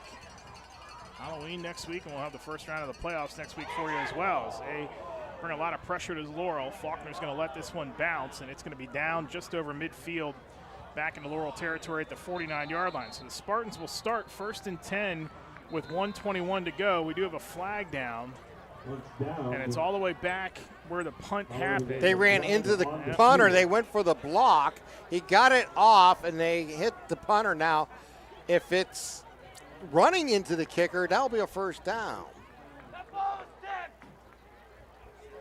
But that is what my gut feeling is where that flag is laying on. And I don't know if we can get a replay of that last play or not. I'm going to look at because they did come in for the block and just missed it. Looking at the punter as well, Mike Bongiovango and the training staff out there for Neshannock as he is still down. We've had a couple of tweaks here in this first half. While we have a chance, why don't we take a timeout here? We are way behind on that as we've not had an opportunity to do that. 1:21 to go in the first half. We are scoreless here, believe it or not, from Laurel High School. And before we go, it is going to be a personal foul penalty against the Spartans. So that's going to be an automatic first down for Neshannock. They will maintain possession, and they will get it back here with 1:21 to go in the first half. Let's take a timeout. When we come back with more action after this on the Lawrence County SportsNet powered by LCAP. Tired of gasoline costs? Why drive? Let the Newcastle Transit Authority take you where you want to go. Serving the city of Newcastle and stops throughout Lawrence County, as well as weekday service to Pittsburgh. Public transportation just makes sense. Why drive when you can relax and ride? For more information or for route schedules, log on to newcastletransit.org. The Newcastle Transit Authority, going your way. And remember, senior citizens ride free.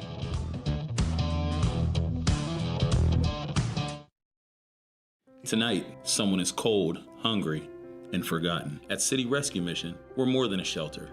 We're a bright beacon of light in our community, serving those in need to make our community stronger and healthier. We offer real help and real hope, and that hope is Jesus. We serve him by serving others in love, grace, mercy, and compassion. But we can't do it without you. Be the reason someone's story is rewritten in Christ. Give today at cityrescuemission.org. At Medore Bonner Law, we're more than just attorneys. We're your community partners. With a combined experience that spans decades, attorneys Jason Medore, Michael Bonner, and Greg Rossitelli are your trusted advisors for all legal matters. From personal injury to estate planning, business law to family disputes, we are here to guide you through every step of the legal process. Our full-service, community-based approach ensures that you're not just a client, but a valued member of our family. Give us a call or visit us online at MadorBonnerLaw.com for more information. So we get the punt situation sorted out here as they do get the punter off the field. Gabe Moses, the one that does the punting for Neshannock, he was taken off the field. 15-yard penalty against Laurel, so Neshannock will maintain possession. That's a big turn of events here with 1:21 to go. See if the Lancers can get some offense here late in this first half. Mazzocco keeps right up the middle. Gino is going to be stretching for the 40. And Jack Miles wraps him up for the stop. Good run on first down by Mazzocco. It's going to be a gain of about 6. They have 2 timeouts here. Let's see if they choose to maybe use it or just try to run out this clock and go in at halftime. Gino going to roll out again. He gets rocked back near the line of scrimmage, and there's Jack Miles once again. It's getting a little chippy out there between these two sides. Yeah, look at it this way. Look at Miles just pursue down the line and make that hit right at the line of scrimmage. The reason why he is the all-time leading tackler, as Mike Bongiovango and Neshannock will call another timeout here with 39 seconds left, the Pontius Insurance timeout. Make sure you take timeout to look for the best rates on home, auto, or life. PontiusInsurance.com. You can give them a call as well. Ask for Tracy Giddings and company. Dan Pontius, the fine crew over there, will be able to help you out. We got a lot of scores to update you on coming up at halftime in our UPMC halftime show. And things are going about as expected tonight as it relates to some of these races for conference titles.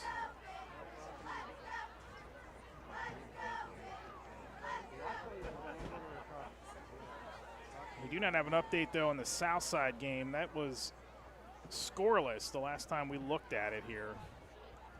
No update on that game, so we'll try to run that down for you at halftime as well. We know many of you watching tonight curious about that as far as the Big 7 title goes, so we'll have an update on that for you coming up at the half. Third down for this Neshannock offense. Mazzocco up the middle. Gino, first down for the Lancers to midfield, and he's out of bounds on his own sideline. But a first down into Laurel territory as Alex Medved and company are there for the stop. That is going to be another first down for this Laurel, or this Neshannock offense. Just their third conversion on first down tonight, though, on third down tonight. Yeah, nice pick up there, about 12 yards for Mazzocco. Gino and company trying to hustle here. Clock at 42 seconds. They did add time back onto it. Little pitch out of the backfield to Aiken. Aiken slipped as Jack Miles was. And that clock will continue to roll there. And we'll wind the clock down to 31 seconds. They hustle up. 2-yard gain that time.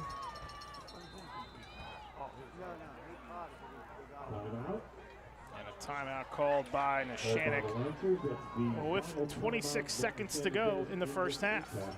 It's been a hard-fought first half here. These two offenses really trying to figure it out.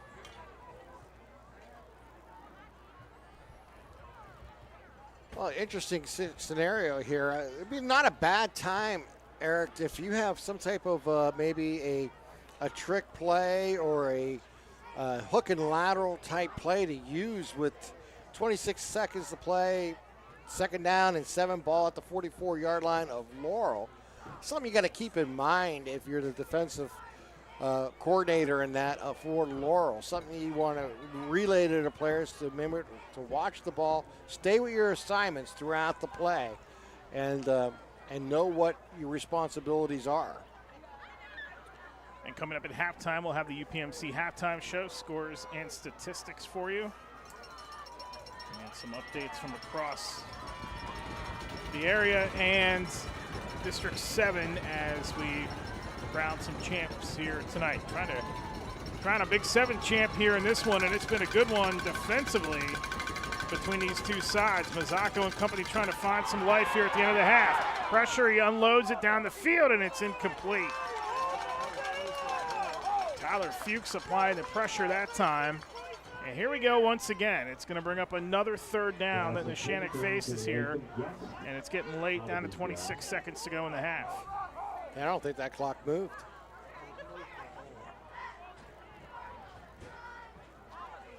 Yeah, I don't know that anybody noticed that.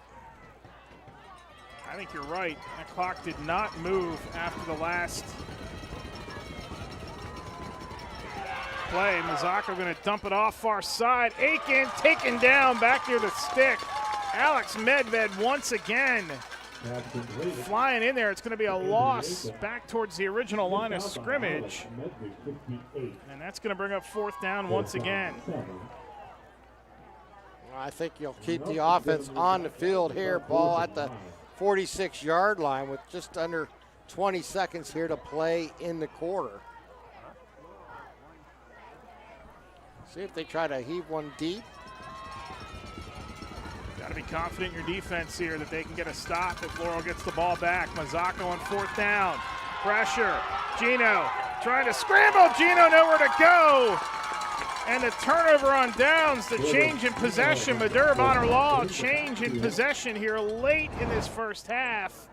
As that pressure from Laurel's defense, Medved and company once again, and they get the stop on fourth down, and Laurel will take over. Yeah, turnover on downs there on that big sack of Gino Mazzocco back at the 49-yard line. Going to give Lucas Santini a chance here with 13 seconds remaining here in the first half. Remember, he did it at the end of the first half to Southside a week ago. Santini's going to have a shot here once again. Looks, pumps. Santini off his back foot, incomplete. It's picked off on the sideline. Look out. Floated up, and he was picked off once again, and it's Justin Edworthy again. And Edworthy trickling towards the sideline and out of bounds as time expires. His second pick of the night. And it's another game in which this Neshannock defense has 2 interceptions. This defense has been a ball hawk. 5 games in a row with multiple interceptions. This one to close the half. As we go to the locker room scoreless. Coming up next, our UPMC halftime show. We'll listen in on the bands, then come back and give you the stats and the recap of the first half. A defensive struggle here tonight for the Big 7 title as Laurel and Neshannock are scoreless at the half. You're watching high school football coverage on the Lawrence County Sports Network, powered by LCAP. When it comes to protecting those you love, the businesses you've built, or the things you've earned, you need someone you can trust. Who better to protect your interests than a local insurance agent? Pontius Insurance is a team of local agents helping local residents in Lawrence County and surrounding areas, specializing in auto, home, business, and life insurance. Come see Dan Pontius, Jessica Dix, and Tracy Giddings, and the rest of the team at Pontius Insurance, and receive the personalized service you deserve. From high school to the pros and everything in between, you're listening to City View Sportscast, part of the iMedia One network.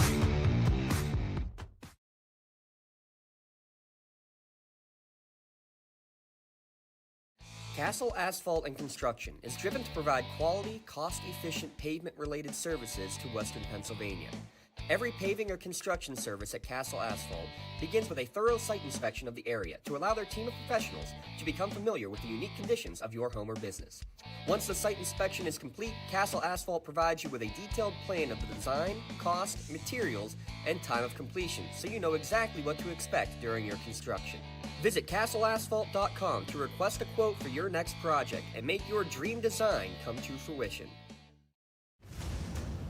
Congratulations to our September LCAP Team of the Month. The Lawrence County SportsNet is proud to honor Mohawk Boys Cross Country as the LCAP Team of the Month after winning their second consecutive undefeated section championship. Congratulations to coaches Jared Stratton and Cam Shermer and the Mohawk Boys Cross Country team, the LCAP Team of the Month.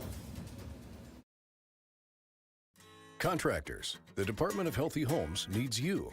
From small to large residential projects, you can help families live safer and healthier with the quality work you do. It's rewarding in more ways than one. Call LCAP's Department of Healthy Homes today. Attorneys Parada, Jones, and McCree are dedicated to giving their clients the best chance at a positive result. From personal injury, criminal and corporate law, real estate, municipal law, to wills and estates, their team will work with you through every step of the legal process. With Parada, Jones, and McCree, excellence is our guarantee.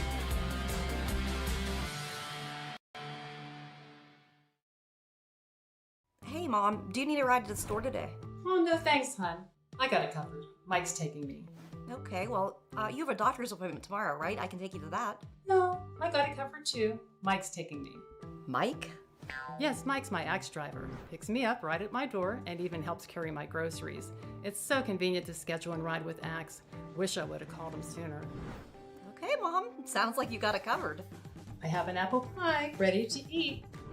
How about you help me with that?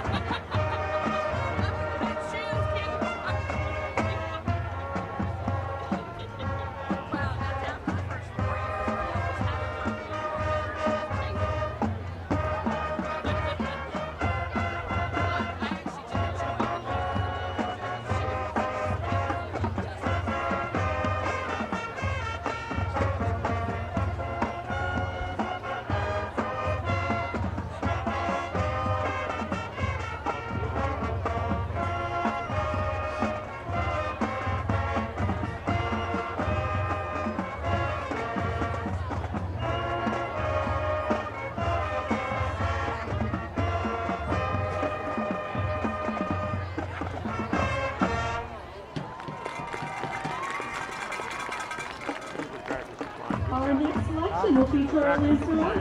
First released in 1967 by Marvin Gaye and Sam Terrell, the song gained even more popularity when Diana Ross recorded it in 1970. Here is Ain't No Mountain High Enough.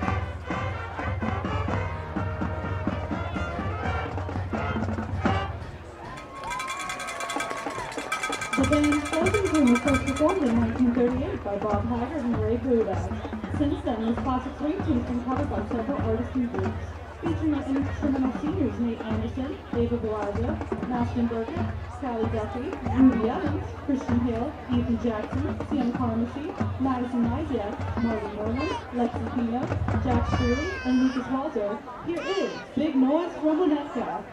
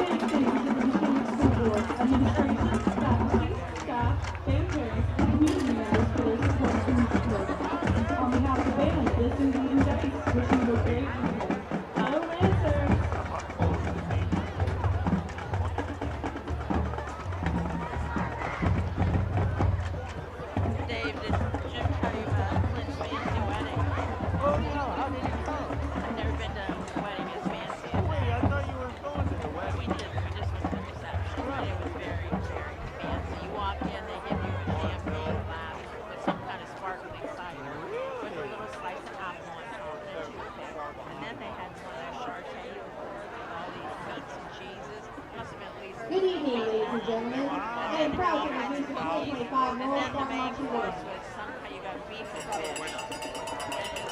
Tonight, we're going to have a mix of each note takes a different shape. Each song tells a different story, and each rhythm brings us closer to the soul of music. I mean, really, very, very. What's she like? She's very nice, and she's an accountant. She's an accountant. But he's going into ministry, right? Huh? Our drum majors are Laura Johns and Mason Miller. Drum majors is the band road. Right now he's working Blackstone. That's what he's doing. Really? Well, where did I get the idea? Well, he went to school to be a chiropractor, and then he, you know, that trip that they advertise on the radio all the time. Our first song tonight features the Spartan Dance Line is featured in this song titled Everybody Talks by Nan Trees, led by co-section leaders Madeline Doolittle and Natalie Rogers.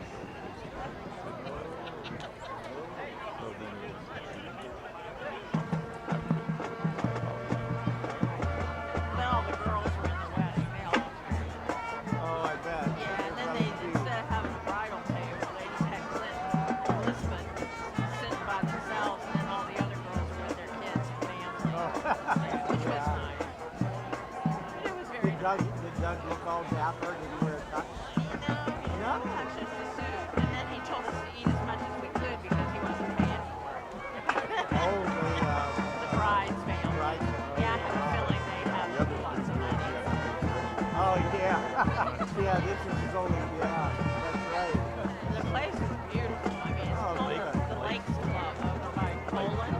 Just gorgeous. Oh, good. Now, they live where?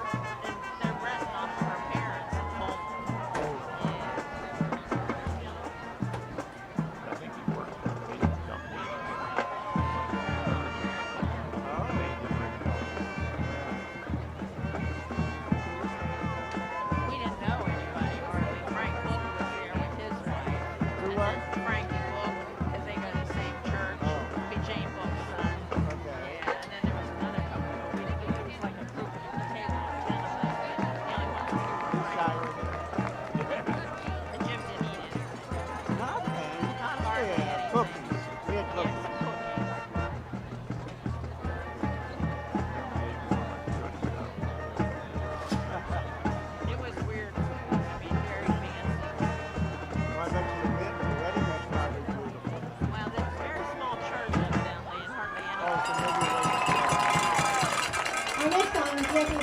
song by Green Day.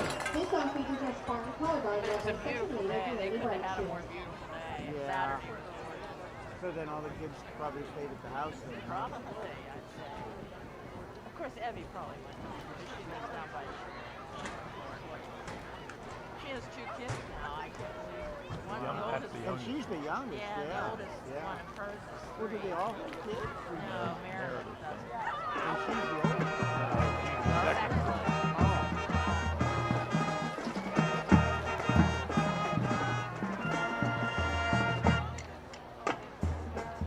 Then it was Hannah's birthday over the weekend. She turned 32. 32. Oh my. So we went over and had cake. But her mom and dad are real nice people.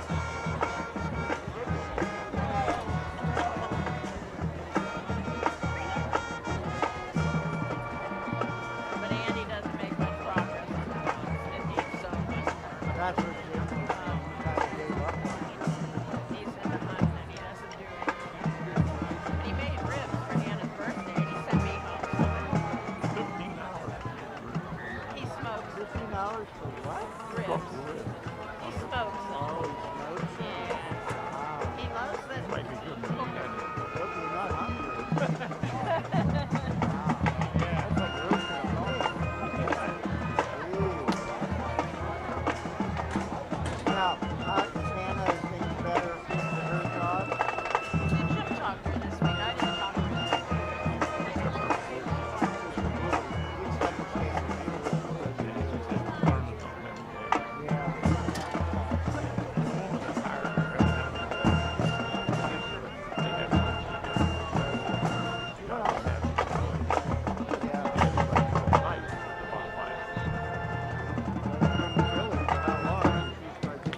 Our next performer on Colors of Rock Show is Don't Feel the Reason by Blue Oyster Cult. She gets benefits.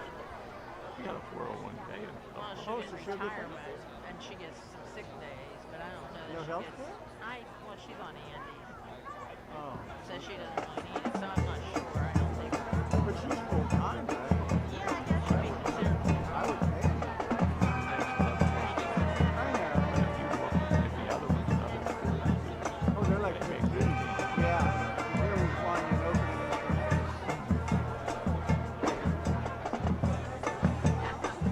They're remodeling the Dollar General down here. They're remodeling the Dollar General down in here. Oh, are they? Yeah, so she called to tell me everything was 70% off in the freezer. By the time I went, there was stuff. gone. Yeah. I can't find out which type of company downtown very much. But across from Dunkin' Donuts, where the old Downtown? they're making all these concrete paths and they pave part of the lot. And I don't know what they're doing. I hope they're not putting in just another park. I mean, but it's doing a beautiful job. I didn't know that. There's nothing came before us.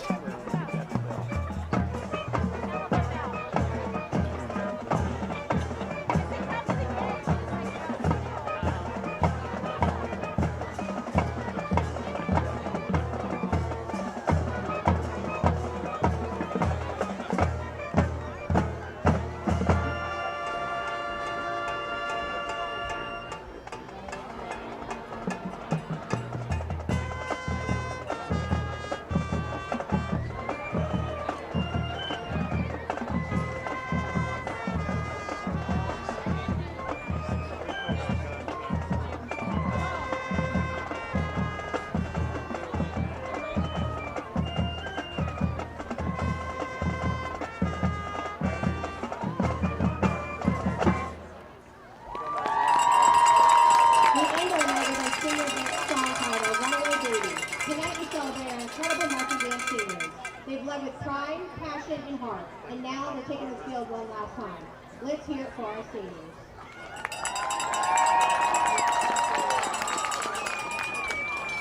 Went inside and was burning. Again, I don't know. I'm gonna burn the phone. Yeah, I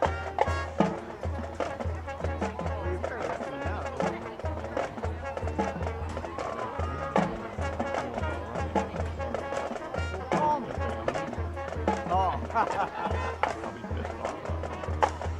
No, you'll be pissed off with whatever. Well, call me in the morning. Let me know what you're doing. What time is that? Well, I don't know. I'm not sure. I'll be up.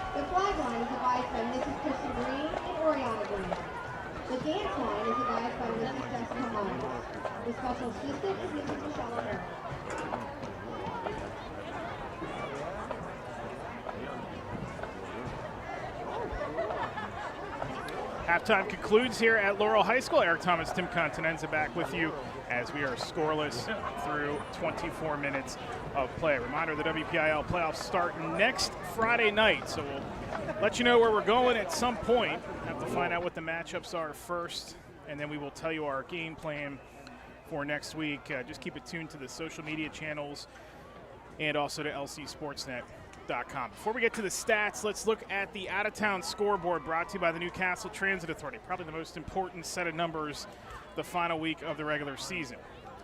In single A, these are all single A games. In the Big 7, Southside leads Rochester 20-0. That's at halftime. Again, a reminder that if Southside wins that game and Neshannock wins this one, those three, Laurel, Southside, and Neshannock, will all share the conference title, and then it will go down to tiebreakers. There is a look at the Big 7 standings. Neshannock's numbers, again, are 4-1 and 7-2 because they got that forfeit win over Rochester awarded to them on Monday. So that's a little bit off there from what we had, but it is 4-1 officially and 7-2 overall.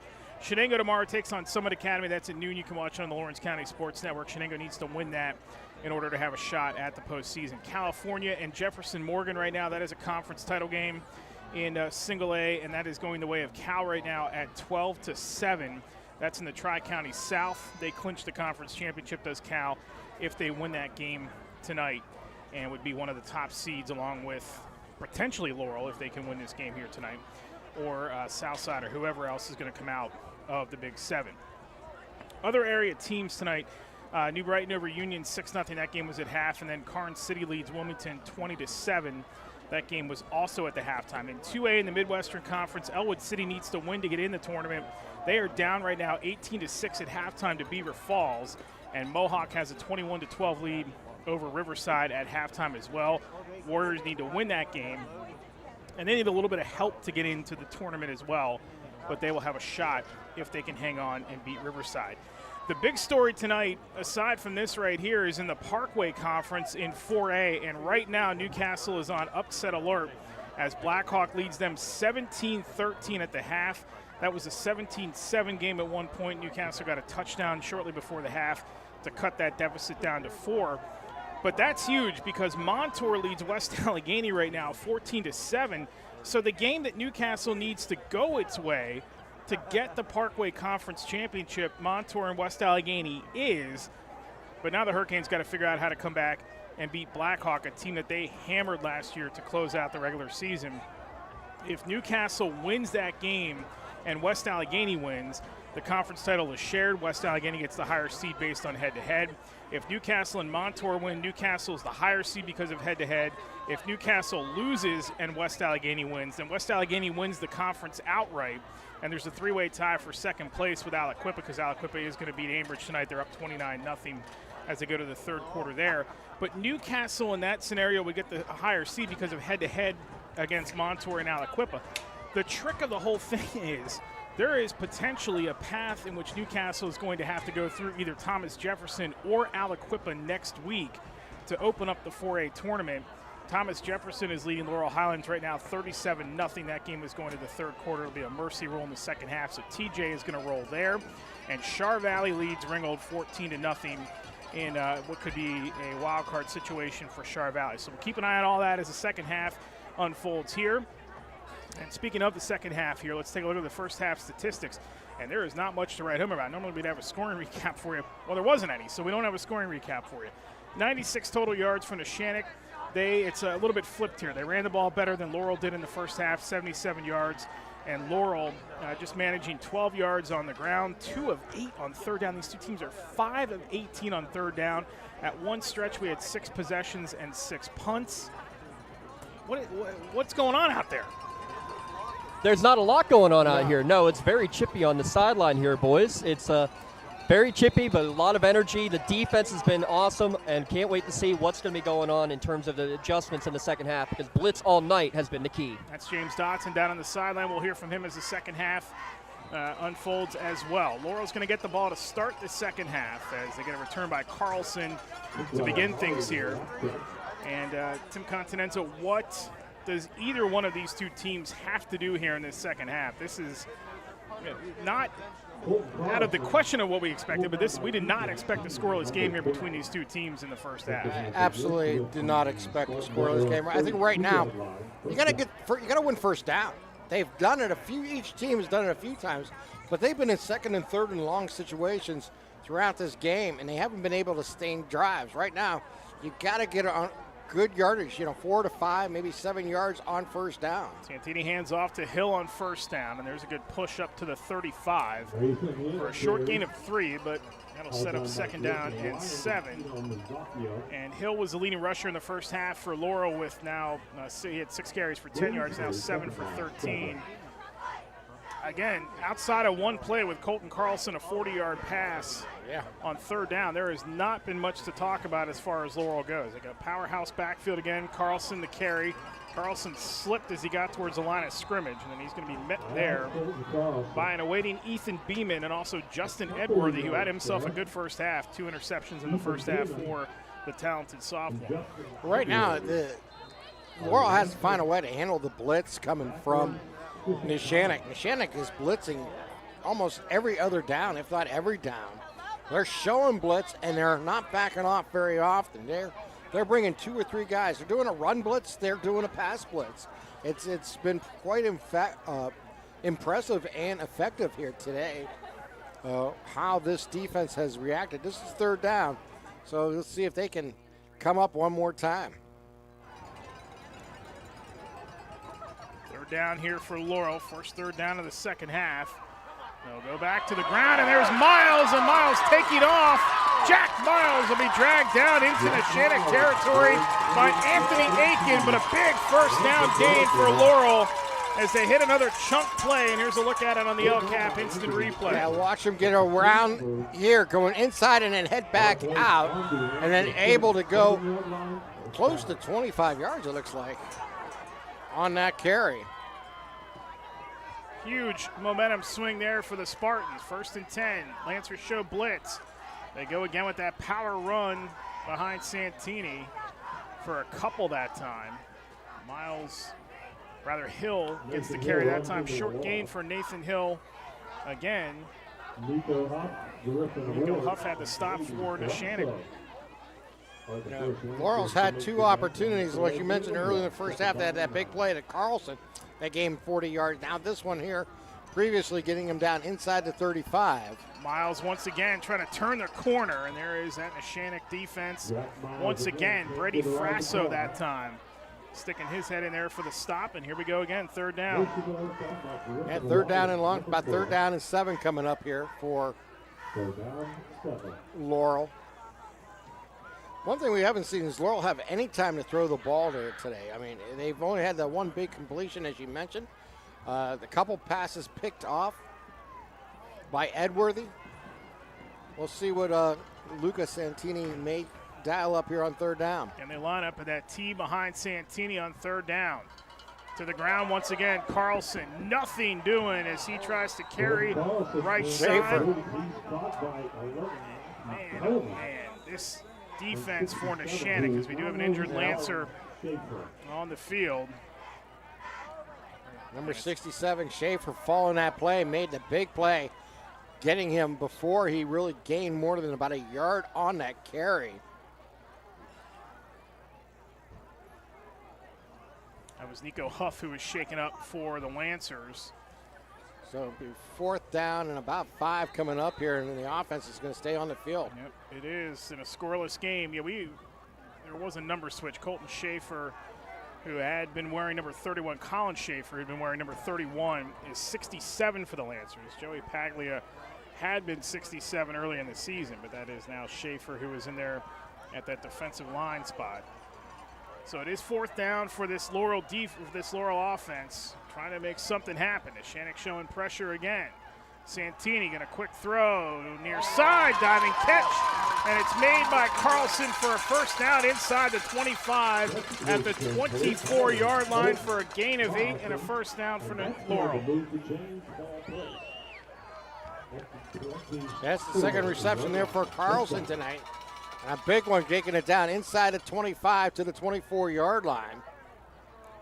Picking up that huge first down to keep this drive alive on fourth down.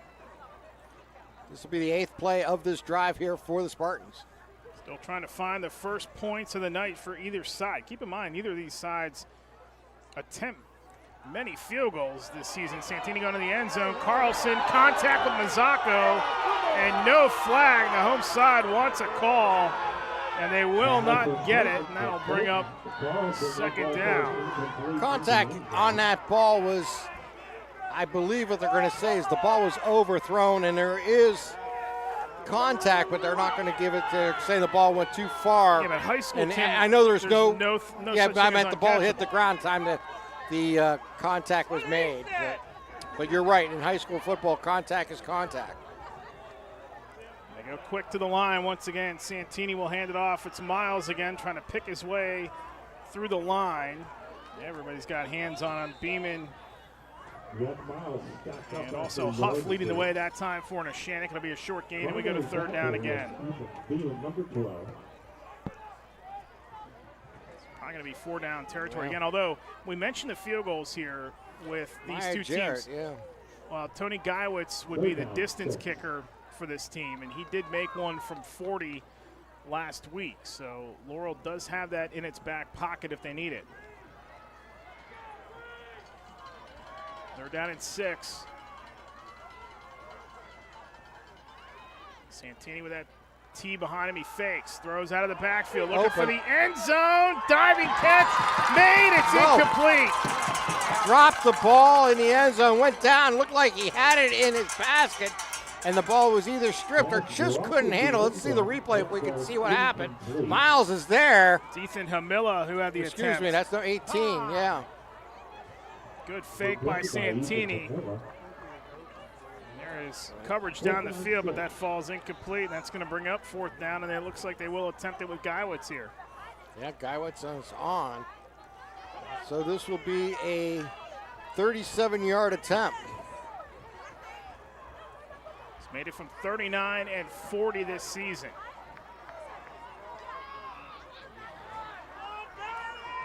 It's out of the hold of Carlson. Brian Cooper wants to talk about it. And he does burn a Pontius Insurance timeout here with 8:01 to go in the quarter. I think they might be thinking about going for this. If you guys are able to hear me from up there, it was a good no call on that pass interference. All the hands were clean. It was tripped up feet got tangled up a little bit. I think it was a very no call on that interference there. All incidental feet getting tangled up with each other. All right, good job by James Dotson, who's down on the sideline there working for us tonight. Rob Natal and Ashley Pistachio producing and directing things here tonight. Thanks to those two. Rob was also our maid at halftime, cleaning up the coffee mess left by somebody on our desk here. Well, let's see what they looks like. They still have Guywood's out there, and he is having a tee, and he's going to. Yeah, they will attempt this 37-yarder. Yeah. Colton Carlson to hold it, Mahoney to snap. Trying to get points for the first time for either side tonight, with just over 8 minutes to go in the third. 37-yard attempt for Guywood. We know he's got the distance. He's hit these two this season. Guywood's end over end, it's going to be short. Yeah, he got underneath the ball when he made the contact with it. He tried to rush his thing because the defense was coming in tight and was not able to strike that ball cleanly. And they'll take over at the 20-yard line. That's the only good thing about that, trying that field goal at that point, 37 yards. It's not like the NFL where you get the ball where you kick it. Once it goes into the end zone in high school football, it comes out to the 20-yard line. So Lancers will take over. They had the offensive edge in the first half. Defensive edge in the first half as well. But again, keep in mind, I said it before, this Neshannock offense, 41 touchdowns of 20-plus yards or more the last two seasons. Trying to get one here with Edworthy. There is nowhere to go. We got a flag down as Faulkner flies in there along with Hamilla for the stop, and it's going to be a hold against the Lancers and back them up 10. Yeah. That's only the third penalty against the Lancers here tonight. Just 4 in the game total. Last year we had 13 in this meeting between these two. That game, if you remember, got sloppy with Neshannock controlling it 27-0 into the second half. Here it's a much, much different defensive front and unit for Laurel this season. They back them up 10. It's 1st and 20. Mazzocco, handoff again. Edworthy, nothing. He's trying to push that pile behind big KK Carter, number 78. That defense for Laurel once again with Fuchs and big Casey Wilson leading the way there. I'll give him 3 on that carry. Second down and 17 here. Mazzocco rolling out. Pressure, and he is going to get dragged down back at the 6-yard line. Colton Carlson. And this defense for Laurel continues to impress. Carlson just snuck around there from the backside on our LCAP replay. It's going to bring up a 3rd down and long now for Neshannock. Yeah, you got to just look to gain some positive yards here to give him some room and then break a little bit. It's Edworthy again up to the 15 that time. Justin Edworthy gains a few yards got back. 9 on the run. That's not going to be enough, and Neshannock will punt it away. Punt it away once again.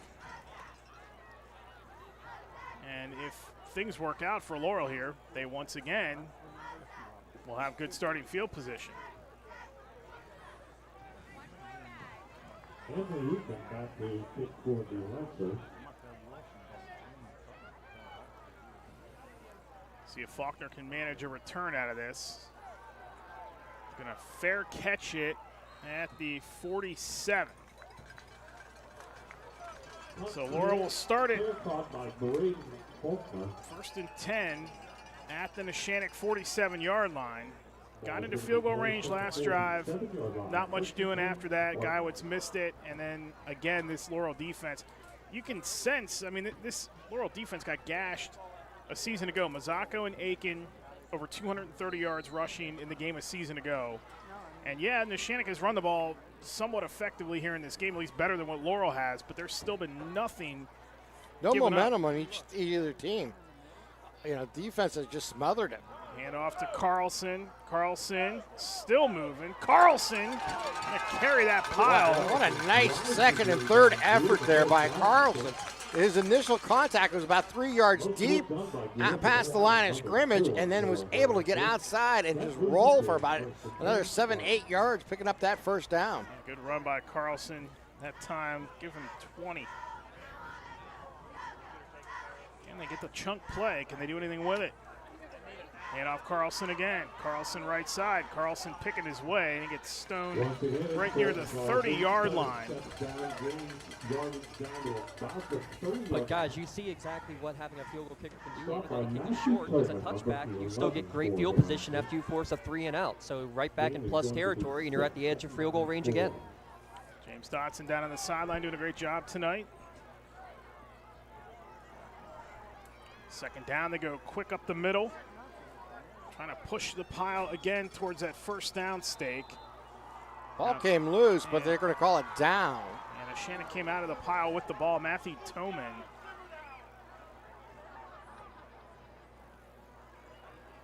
They are going to mark that down, and it will be at the 27 once again.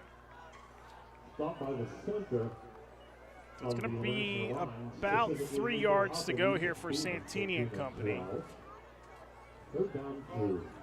Huge third down for the Lancers defense. Try to force another field goal attempt. Going to this power. There's going to be no, they didn't call offsides. It looked like he was right there in the neutral zone. Carlson got it anyway. Over on the far side, he'll pick up the first down. Aiken the tackle, but more importantly, Laurel moving the sticks. Huge run there by Carlson, able to make, after initial contact, pick up a few extra yards. Puts the ball at the 22-yard line. First down and 10 for Laurel. Again, that power T behind Santini. We got movement up front. As it looks like Medved left early, so that's going to back up Laurel 5.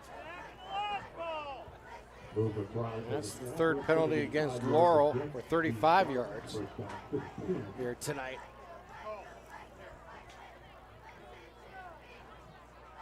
And the winner of this is going to, at least, if it's Laurel, outright win the title, and if it's Neshannock, they'll earn a share of the Big 7.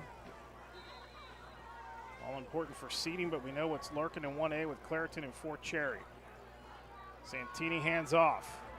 Miles gets a couple as he got through the outstretched arms of Beeman initially, and then he's going to work his way past the original line of scrimmage for a gain of 5.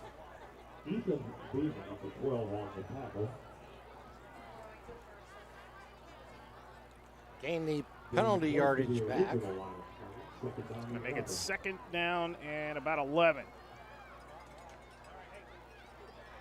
Santini under center once again. He's done that all second half. Quick hitter with Hill. Hill up the middle. Nathan Hill will take it to the house for the first touchdown of the night.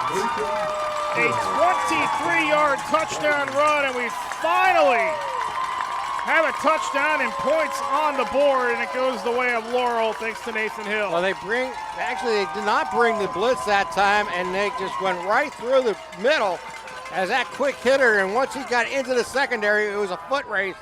And Hill just turned on the jets, and for the last 15 yards, no one even came close to Hill to get into the end zone. Maya Jarrett to attempt the point after.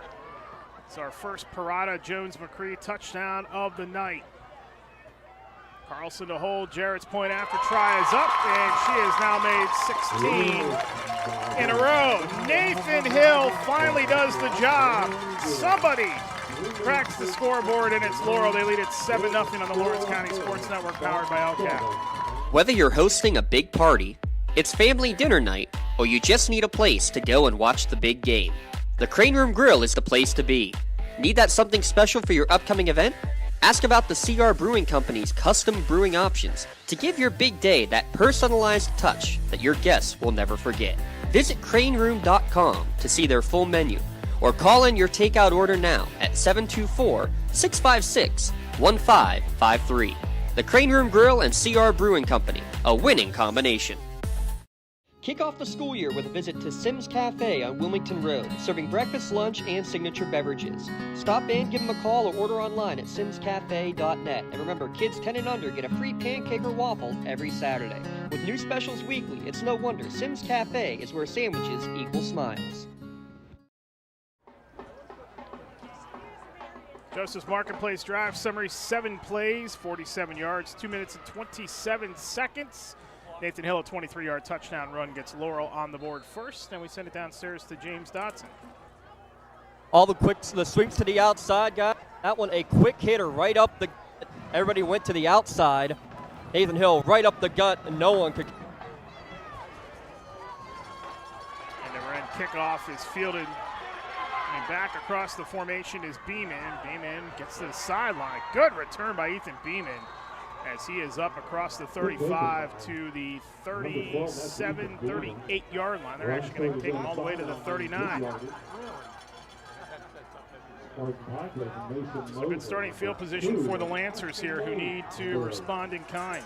Yeah, it's going to be an important drive here for the Lancers. They've been able to get a couple first downs a couple different times today on drives. Matter of fact, 3 different drives in the first half. They were able to get 2 first downs, and then this drive would stall. Let's see what they can do here. Excellent field position to start this drive for Neshannock at the 39-yard line. It's a good look at what's been a nice crowd here tonight. Packed house on both sides as expected, as got an injury on the far side. Tough to tell if that's Beeman or not.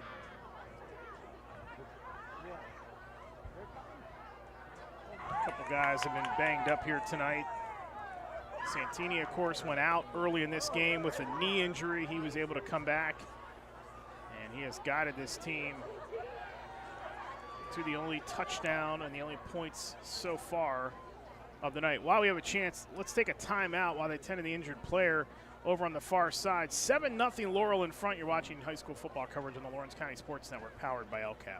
Your hip, your knee, your shoulder, whatever has been holding you back, UPMC Orthopedic Care is where you'll find experts to help you get back to a better quality of life. UPMC is pioneering minimally invasive surgeries, and we offer personalized treatment plans and same-day surgery to get you home and moving sooner.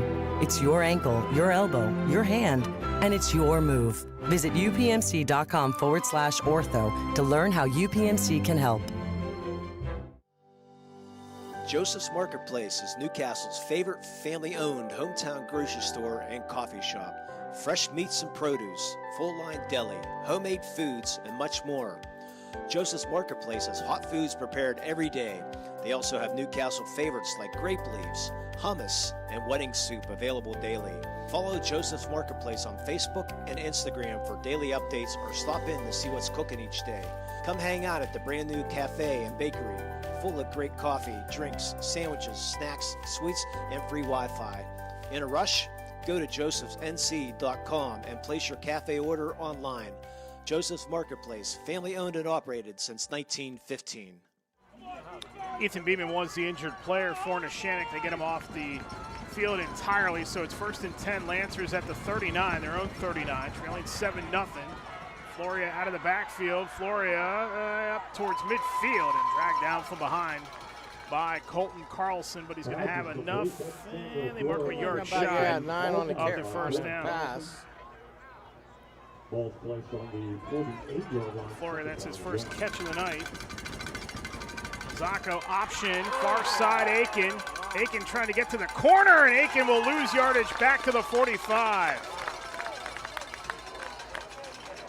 Well, they have just not allowed Mazzacco and Aiken to hurt them like they did a year ago. No, exactly. They've just strung them out and got help on each and every play. And that time, it's just not in the cards there for the Lancers. Take it back to the 45-yard line. It's going to be 3rd down for Neshannock, trailing by 7. Big 3rd down here for Neshannock. Mazzacco out of the backfield again. Aiken turning us upfield, and Tyler Fuchs is able to get him from behind, short of the line to gain, and that's going to bring up fourth down, but we might have, this is going to be just at the 47. They may go for this. I was just going to say, it's decision time here for the coaching staff. And they're going to go for it on fourth down. Can't say I blame them. Edworthy in the backfield. Fourth down and officially 2 from the 47. Edworthy the carry. Edworthy dives forward. He's to the 50 and has enough for the first down for the Lancers. Yeah, nice run there by Edworthy, just taking his momentum forward, kicking up 3 yards, picking up that first down now at midfield. Jack Miles, another stop tonight. He's having a busy night. Mazzocco going to air it out over the middle. Catch is made in space. It's once again taking off and running. It's Flores down all the way inside. The 5 cuts back, touchdown to Neshannock. No flags on a 50-yard pass from Gino Mazzocco, and just like that, we're a point after away from a tie. Look at this move at the end of the run on our LCAP instant replay. Yeah, stopped on a dime and went to his left and squeezed into the end zone. So we go almost 3 quarters without a point, and then now over the last 2 minutes and 14 seconds, we've got 2 touchdowns.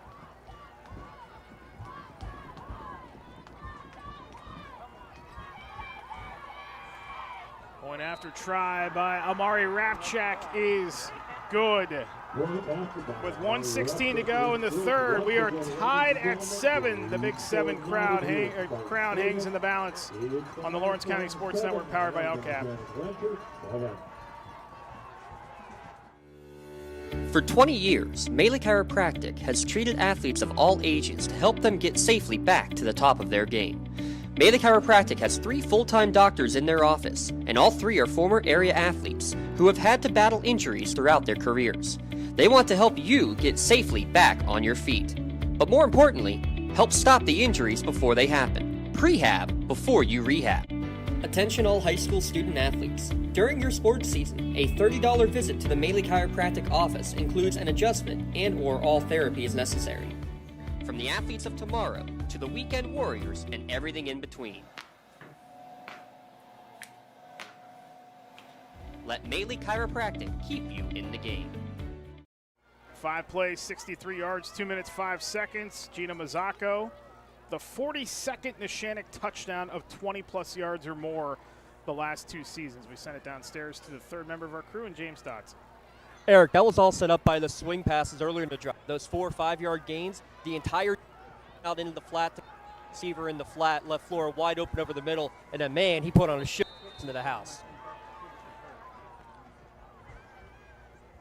Kickoff fielded by Carlson right around the 15. Colton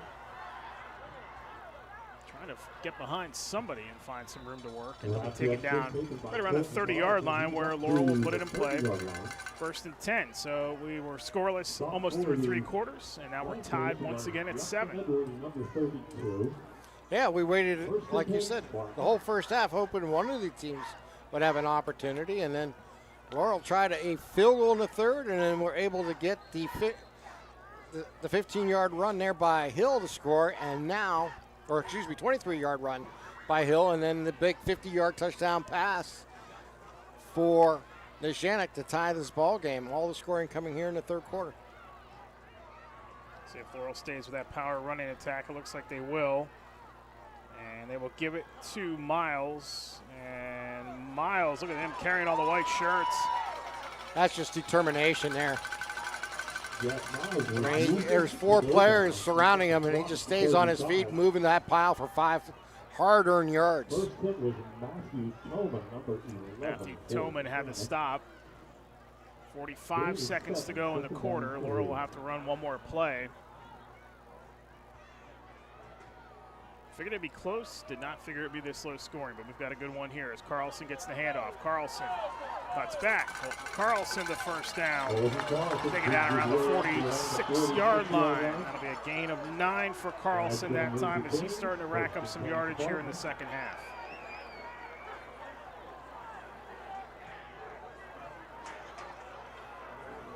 And they will start to run the clock. There is a 5-second differential, so Laurel will have to run one more play.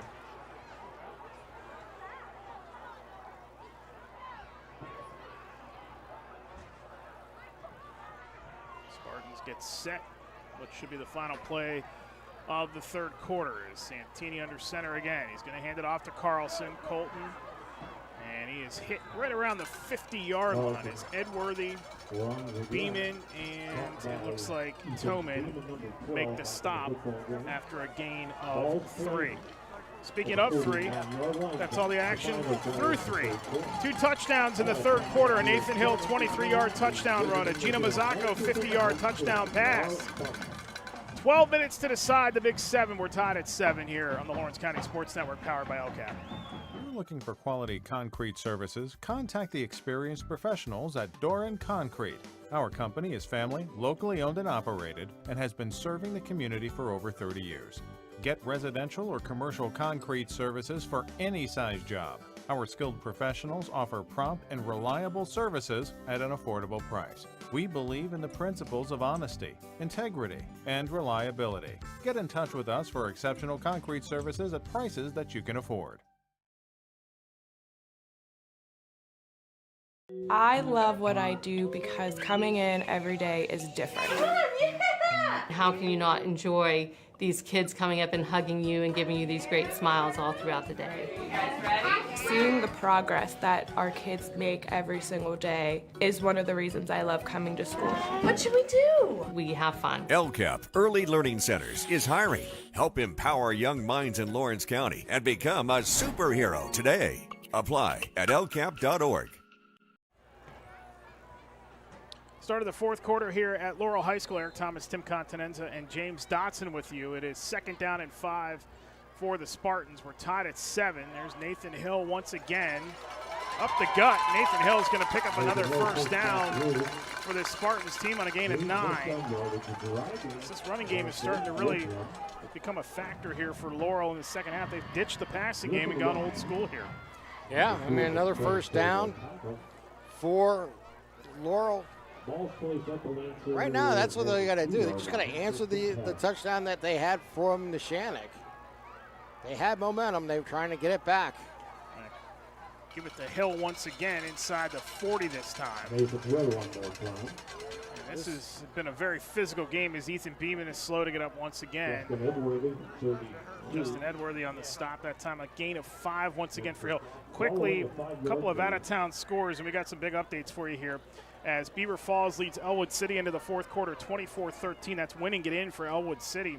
Newcastle has now taken control of their game with Blackhawk. They lead it 26-17, and that is huge because last report we had Montour was beating West Allegheny, and if that holds, then Newcastle will win the conference. Colton Carlson on the carry that time. And Montour is pulling away now from West Allegheny. That's 27-7. So it's looking good for Newcastle late on a Friday night here as we go 3rd down and 3 here for the Spartans. Here comes that blitz again. They hand it off Miles, leap in the pile, and Miles should have enough for the first down as he inches his way down to the 32-yard line. Let's see where they put the stick. 67, Colin Schaefer had to stop that time.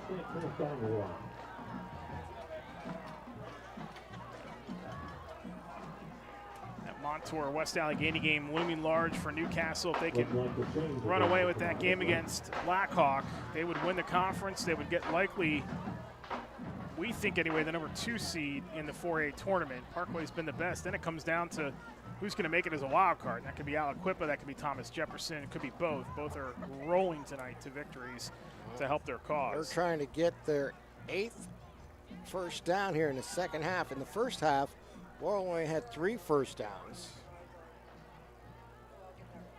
Second measurement tonight. And A little short. On it.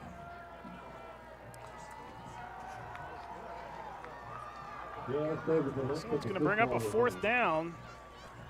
And I would assume Brian Cooper and company are going to go for it. They will. Yeah.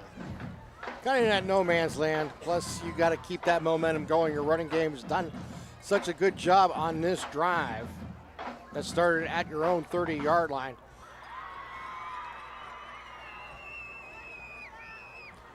So here we go. 4th and 1 from the 32. 10-13 to go, tied at 7.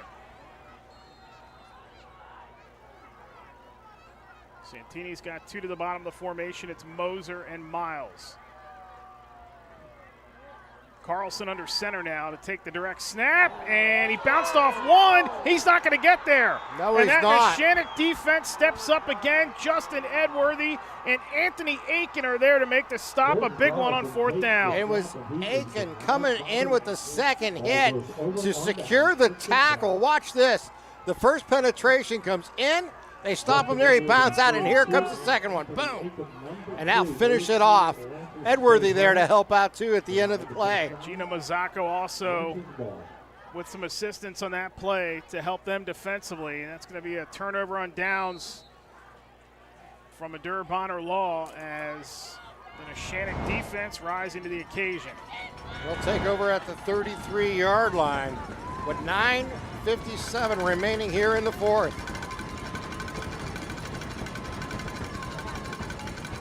To get the lead for the first time tonight. Mazzocco. Pressure. Gino dumps it off. There's his outlet to the far side. It's Flora. He turns upfield. Good positive yardage after the catch. That looked like it was going nowhere. And Flora all of a sudden has become a really reliable receiver for this Neshannock passing attack. Yeah, a play that looked like it might be disastrous for the Lancers turns into close to a 5-yard reception. On a scramble. 3 catches tonight. Mazzocco sidearms it. Aiken slipped. And he's going to go down right near the line of scrimmage.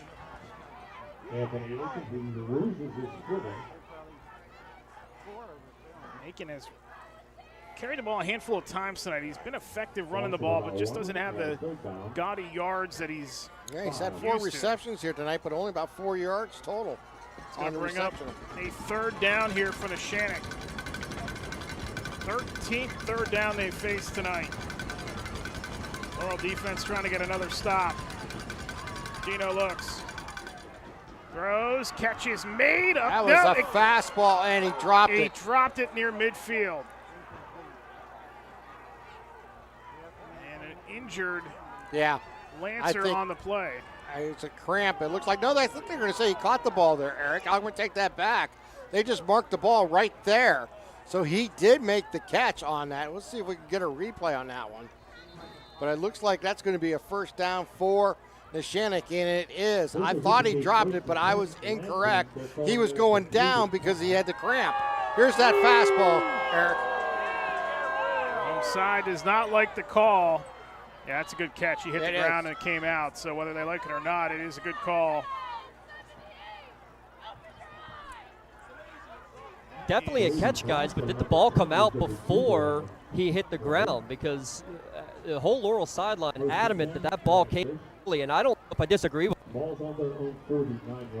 Yeah, from our replay, it looks like he had it, and when he hit the ground is when the ball came loose.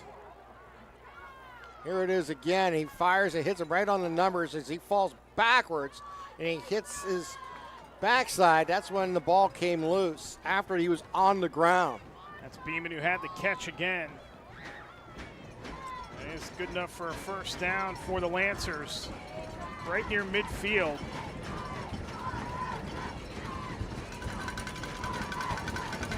Beeman's first catch of the night. Otherwise, he's been banged around. He's been on a couple of returns. He's played hard defense. He's been on the ground a few times. Mazzocco will keep on 1st down. And the Laurel defense is going to swarm him and throw him down back for a loss of about 4 near the 45-yard line. Casey Wilson, Alex Medved. Yeah, huge penetration there by the Spartans able to push him back, not giving him any momentum going forward. Bring up a second down and long coming up here for Neshannock. Gut check time here for these two teams. I say a loss of no yards on the play. Is Mazzocco going to sling it? Catch is made. Nope, they come in late and say incomplete. Trying to feed that almost on the same exact route.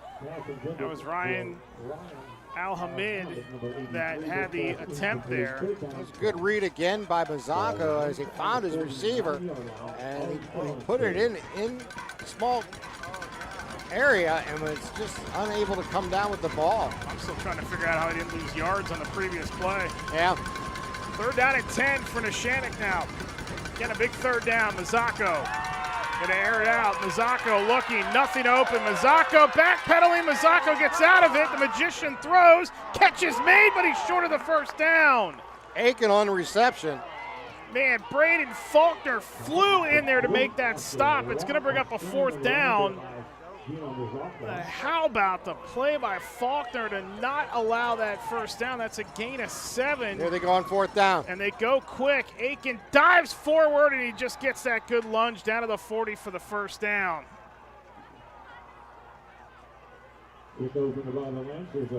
That's a huge 1st down here for this Lancers team with, as we approach 7 minutes, 15 seconds remaining here in the 4th quarter. And they line up quick. Mazzocco gonna roll out. Sidearms it. Diving effort made and incomplete in front of his intended receiver. That is Cameron. That'll bring up 2nd down. That was, my stats look right. That was the end of a 7 straight completions actually for Mazzocco. Prior to that, incomplete right there on that down. 2nd down and 10 from the 40. 7:04 to go. And we get another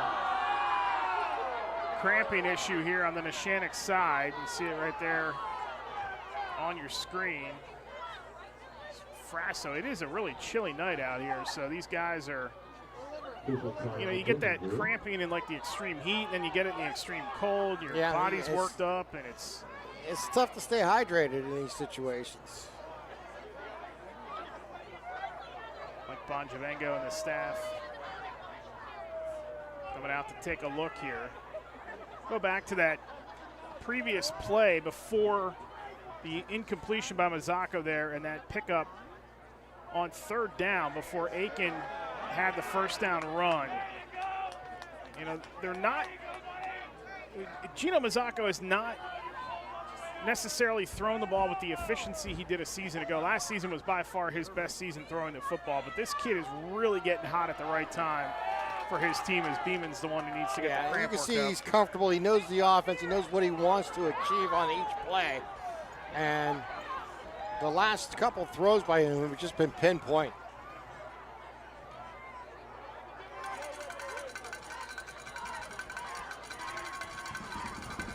Here we go. It's 2nd down and 10 from the 40. They go a little end around. Flora is going to be cut down short of the line of scrimmage. Alex Medved is having himself a heck of a night again as he's able to fly in there to bring up a 3rd down. Yeah, he'll lose a couple on that play. Big 3rd down and long coming up here for the Lancers. Huge opportunity here for the Spartans defense to turn them away after giving up a 1st down on 4th down during this drive. They've given up 3 1st downs on this drive. This will be the 12th play of this drive here for Neshannock. 4 wide, Aiken in the backfield, 3rd down. And Mike Bonjavengo racing in there to get a timeout called at the very last minute. That'll be a Pontius Insurance timeout on the field, charged to the Lancers. Let's take a timeout while we can. 6:11 to go. 3rd down upcoming for Neshannock on the Lawrence County Sports Network, powered by LCAP. Congratulations to our September LCAP Team of the Month. The Lawrence County SportsNet is proud to honor Mohawk Boys Cross Country as the LCAP Team of the Month after winning their 2nd consecutive undefeated section championship. Congratulations to coaches Jared Stratton and Cam Shermer and the Mohawk Boys Cross Country Team, the LCAP Team of the Month. Lawrence County SportsNet is proud to honor Neshannock's Maddie Arrow as the September Red Zone Female Athlete of the Month for finishing as section runner-up in girls tennis, the doubles champion in the section, and qualifying for states in doubles. LC SportsNet is also proud to honor Neshannock's Rocco Baiuti as the September Male Athlete of the Month for finishing third in the WPIAL Golf Championships and qualifying for states. Congratulations and best of luck to Neshannock's Rocco Baiuti and Maddie Arrow, the September Red Zone Athletes of the Month. Third down and 12. Mazzocco off his back foot. There's contact down the field, and we're going to get flags all over the place. Late flags, but flags. J.J. McBride in the coverage on Sammy Flora, and that's going to be a first down for Neshannock with 6:06 to go. That's going to barrel him out because it was third down and 12. And if it's pass interference, that's going to be a 15-yarder from the line of scrimmage. That's going to be a not a lot of contact there, guys. Not a lot of contact, but you can see a grab of the jersey, and you call that every time. First down, Lancers.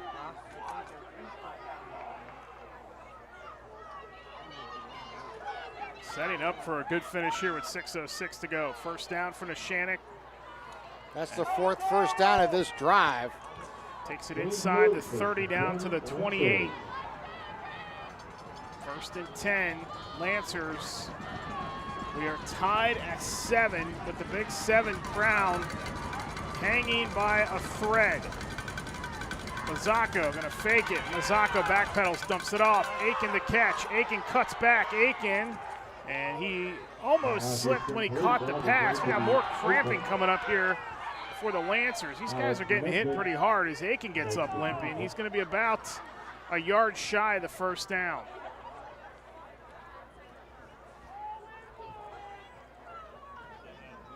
Gained to the 20-yard line. See a lot of guys with their hands on their hips here. It has been a physical football game down the field. This has been a long drive here for Neshannock. Coming up will be the 13th play of this drive. They've had 4 first downs along the way, including the last one on a penalty. This drive started at their own 33-yard line with 9:57 remaining here in the fourth quarter. Is now down to 5 minutes and 54 seconds remaining. Question is going to be, is it going to be a championship drive? And if they are successful here, they're going to share it with the team they're on the field with now in Southside. 5:53 to go, 2nd and 3. Mazzocco hands it off. Edworthy trying to bounce it out to the right side. He does, and he's got the first down for the Lancers. All the way down inside the 15-yard line. They're in the red zone. Make sure you check out the red zone on Wilmington Road in Newcastle. All your local sporting good apparel, and it's a first down for the Lancers. And a huge opportunity now inside the 10-yard line. First and goal scenario. Edworthy, a promising sophomore for this Neshannock team. He is the future back as Mazzocco will keep slipped, and Casey Wilson and company are there for the stop. That'll bring up 2nd down, and I guess call it goal here because they're on the 10. Yeah, 2nd down and goal from the 10. There was no gain on that slippage on the run there by Mazzocco. Appears to be no gain on the play. Coming up after the game, we'll have our Tri-County Principals Association post-game show. Give out some awards, and we'll try to set the table for you as far as the playoffs go and who's in. Mazzocco fakes. Gino looks back. Aiken, he's trying to feed it to him down the field, and he's out of bounds. And we got a flag, so I think we got a holding penalty against the offense, and that's what they show. That's the 5th penalty against Neshannock. That's going to cost them 10.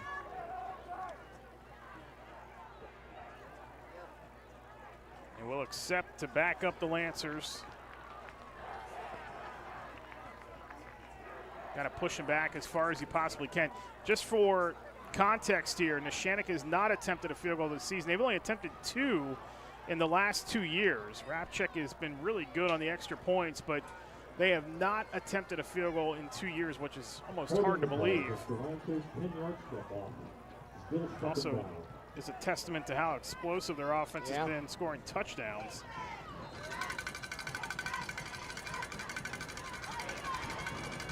They're going to go 3 receiver set. Yeah, looked like Aiken was going to take the snap there for a moment, but Gino's back in the shotgun. 2nd and 19 after the penalty. Gino fakes, lobs it. Mazzocco, it is incomplete.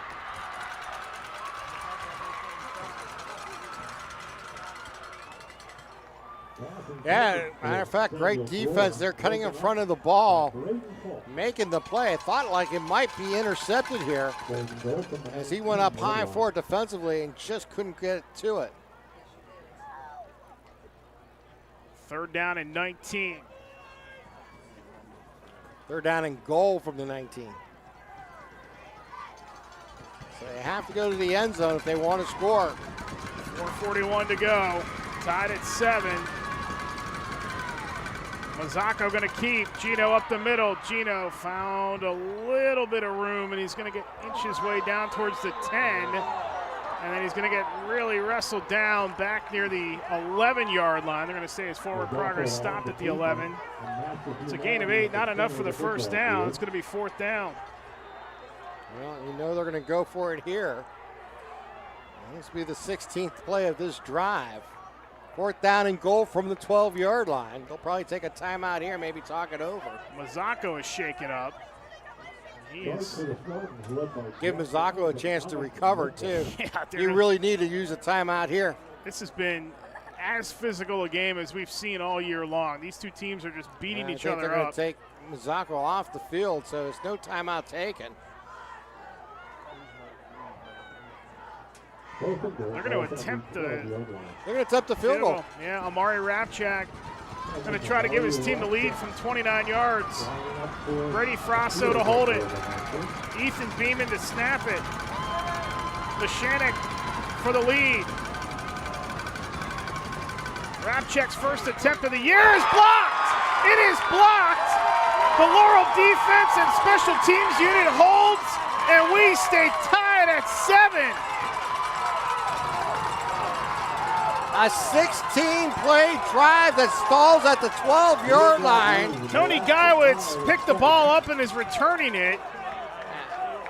They're going to blow it dead. Tyler Fuchs has 3 of them this season. Yeah, the they get a officials never 4th here. Now, hold down. on a second. Laurel is saying this should be a touchdown. They never. The officials didn't follow the ball, so I don't think they'll call it a touchdown. I'm not sure what they're going to do in this situation. They want the touchdown. Geiwitz did the right thing by taking the ball all the way down. Can't hurt. Let's see if we can get a replay, see if the ball was down at any point. Here comes the replay, Eric. Now, Rapchak's first attempt of the season. And I think it was. I don't think I think that ball was live. It was a miss. Eric, Tim, yes, that ball was never down, but right when the ball was blocked, the whistle blew like it was an extra point. An extra point is a dead ball immediately. Because of the inadvertent whistle is why they're not able to go. The ball was blown dead, not because he was down. It's an inadvertent whistle. They have to bring it there back to the spot of the recovery. Unbelievable. Wow. Big break for Neshannock. So Laurel is going to take over with 4:07 to go from their own 16. All kinds of confusion here as Nathan Hill's going to get the carry. And Nathan Hill, look at him carry it all the way up to the 30-yard line. 14-yard carry.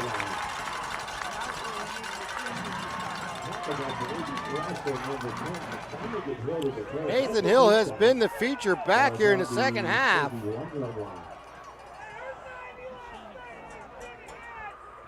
Give him 15, actually. Wow. First down for Laurel with 3:45 to go. Santini hands off. Carlson. Good switch of pace here with these running backs in this power running attack in the second half. Carlson up to the 39-yard line. Carlson picking up 7, close to 8 on that carry. Laurel's a little ticked off they didn't get that return. Kudos to James Dotson for being right there on it down on the sideline. Look out to Hill. Hill's going to have the first down. Everybody went with Miles, and it was Hill who got it up to the 48-yard line. Another first down for Laurel. This offensive line, these guys that have all returned from a season ago, getting behind them and pushing Neshannock around here late in this contest. Miles spins, Miles to the 50, and then he's going to get stopped there. Going to be a short gain of 3, but a good job on first down to get positive yardage. And the ball, the nose of the ball resting right on midfield.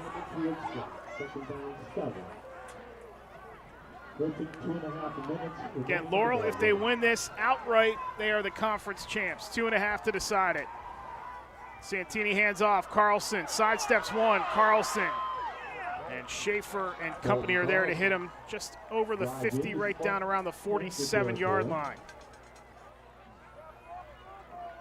They're going to keep moving the ball to bring up a 3rd and short. Yeah, 3rd down and about 5 to go here for the Spartans. 2 minutes, under 2 minutes here to play in tonight's 4th quarter. We are still knotted up at 7. Jackson McVicker in the game offensively for the Spartans. He's going to line up in a wing top of the formation. 3rd down and 5 for Laurel. Santini going to flare it out of the backfield. Carlson makes the catch, gets a running start, gets the first down. Carlson down the sideline, and he's out of bounds over on the Neshannock sideline. But a first down for the Spartans. Big gain on 3rd and short for the electric Colton Carlson. Down to the 31-yard line, a gain of 15 on 3rd and short.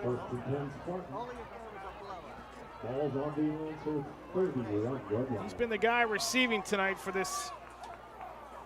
You got to figure they need about another 10 yards to get in range for Geiwitz. Remember, he hit from 40. They go quick hitter up the middle once again. And it's Hill. Nathan Hill. Casey Wilson getting good push down the field. We're down to 1:39 to go. Well, 40-yarder means they got to get down to the 23-yard line to attempt that field goal. If they can get closer than that, we'll see what happens. Down about 90 seconds left. And off again, Carlson coming to the near side. Carlson's got space. Colton Carlson, another first down. Carlson ducks that shoulder, pushes the defender out of the way, and takes himself out of bounds to stop the clock with 1:22 to go. Another first down for Laurel on this drive as they are just muscling the Lancers out of the way on perhaps a drive to win the conference title. It'll be 1st and goal at the 9-yard line coming up here for the Spartans. Carlson having a huge second half running the ball. 1st and goal for the Laurel Spartans as we get a flag. We got a stoppage in play. Yeah, we do have a flag down on the near side, and they're going to say a false start against the offense. Push Laurel back 5. This is actually at the 14, so it's going to be first down. 1st and goal from the 14. Started from the 9-yard line. So that is the 4th penalty against Laurel here tonight. For 40 yards is what I have.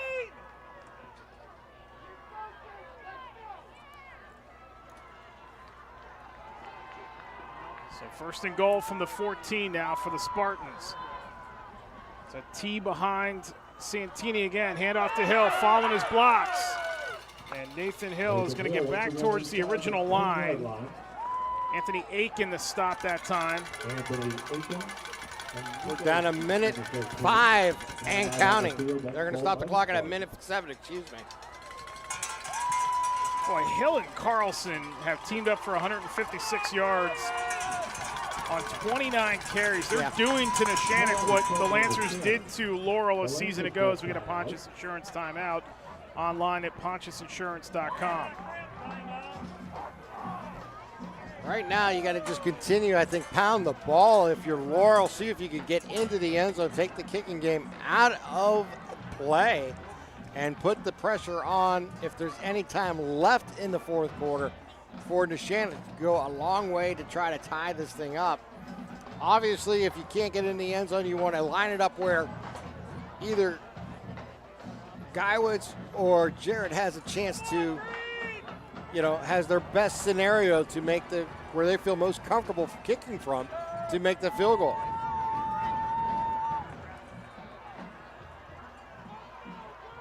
Santini under center on 2nd and goal from the 8. I think you got to be thinking 7 here. 3 is, they may not do it as Carlson carries her on the near end. Carlson's just going to walk on into the end zone for the touchdown. 8-yard touchdown run for Colton Carlson. And with 1:04 to go, Laurel has re-grabbed the lead at 13-7. Massive extra point upcoming for the Spartans. And how about the second half by Carlson? He's now got 98 yards on 15 carries. Maya Jarrett out of the hold of Carlson.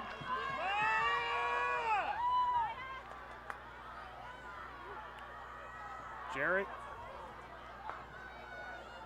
Good snap. Carlson puts it down. Jarrett's extra point is up, and it is good. Her 17th consecutive extra point, and that's a big one as it makes it 14-7. The final 64 seconds coming your way next on the Lawrence County Sports Network, powered by LCAP. Does your blueprint not match the vision of your building project? Not with Creative Edge Architecture. From concept to creation, Jeff Measle will help tackle the complex problems, creating design solutions and construction experience. Creative Edge gives you the edge design and construction meet. Come on in, let's go. Yeah! Laurel teachers support all of our athletes on and off the field. All right.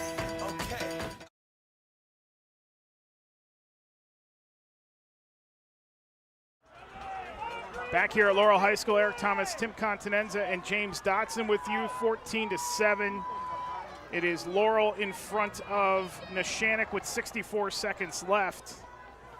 Lancers had to get the ball back, get a stop and get the ball back. A potential championship drive there. 11 plays, 84 yards, 3 minutes, 3 seconds off the clock, mainly on the ground. Now it's going to be on the arm and the legs of Gino Mazzacco and Anthony Aiken as they go squib kick. It's going to be returnable.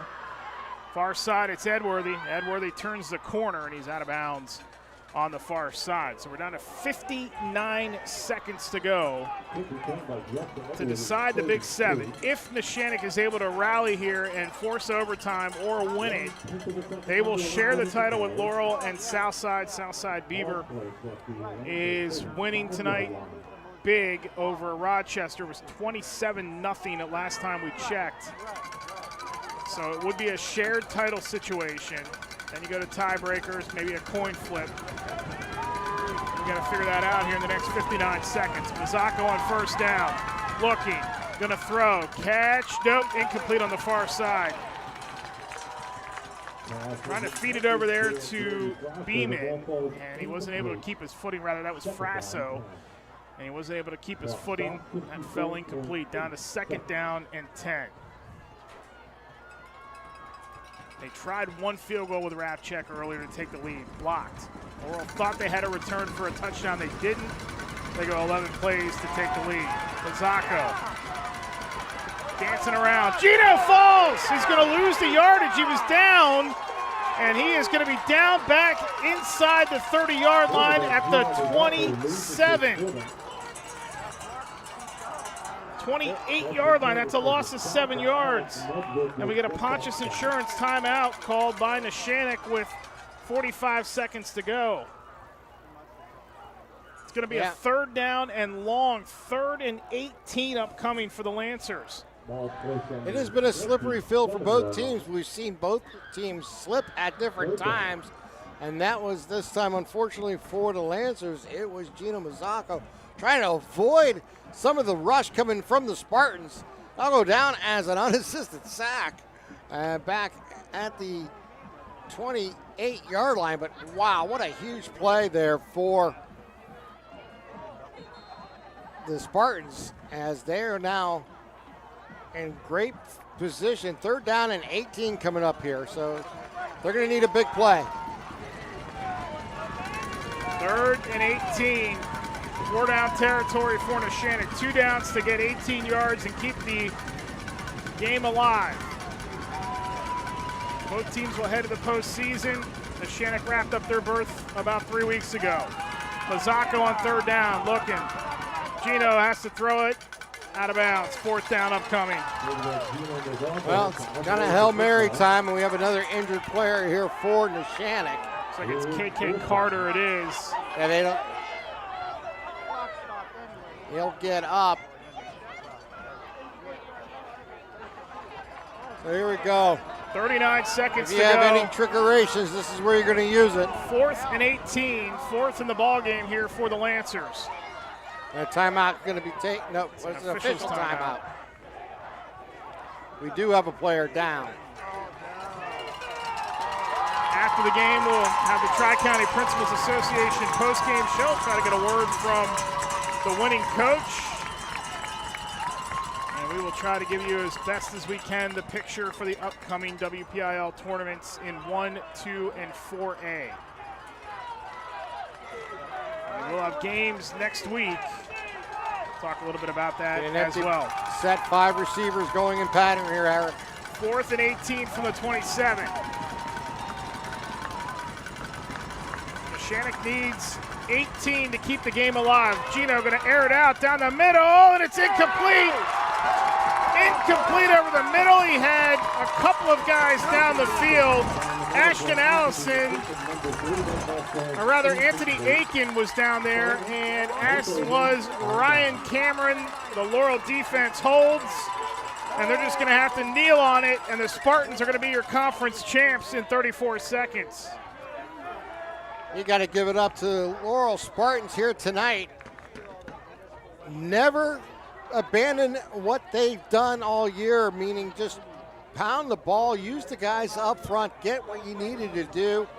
When their backs were turned, when it looked like they may go down by a field goal, they get the block kick, then go on an 11-play drive and go ahead with a go-ahead touchdown with just over a minute left. That's it.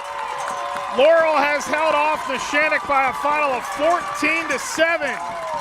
And the Spartans complete an undefeated run in the Big 7, and they take the Big 7 crown outright as they finish 6-0, and they go to 9-1 overall, and they're going to be one of the top 4 seeds in the Single A tournament coming up beginning next week. We will take a timeout. When we come back, we'll have the Tri-County Principals Association postgame show, scores, stats, commentary to wrap it all up. A thriller tonight from Laurel High School. Spartans win it 14-7 here on the Lawrence County Sports Network, powered by LCAP. Being the home team, to playing at home. And at LGKG, we have been your home team for over 90 years. We're more than just a law firm. We're your friends, your neighbors, an advocate when life takes an unexpected turn. We're not just lawyers that practice law. We live in this community, just like you. When you need us most, we're at our best.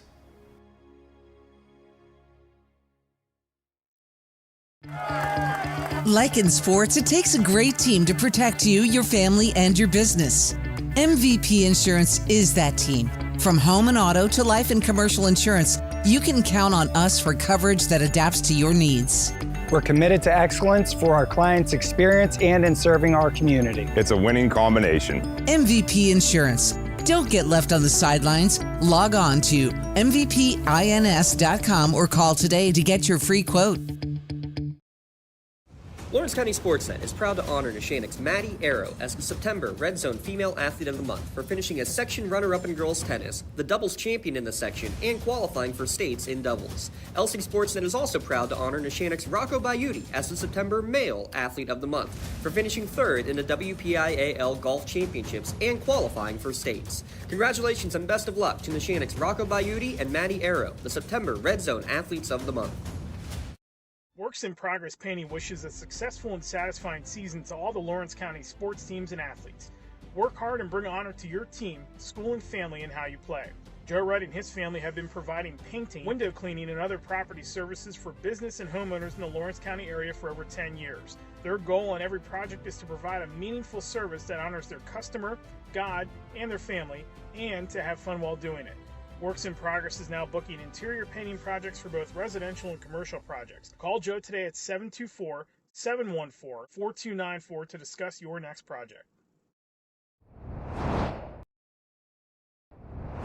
When the high school season heats up, make sure you have the best gear to support your school. Head to the Red Zone on Wilmington Road in Neshannock for all your county sporting apparel needs.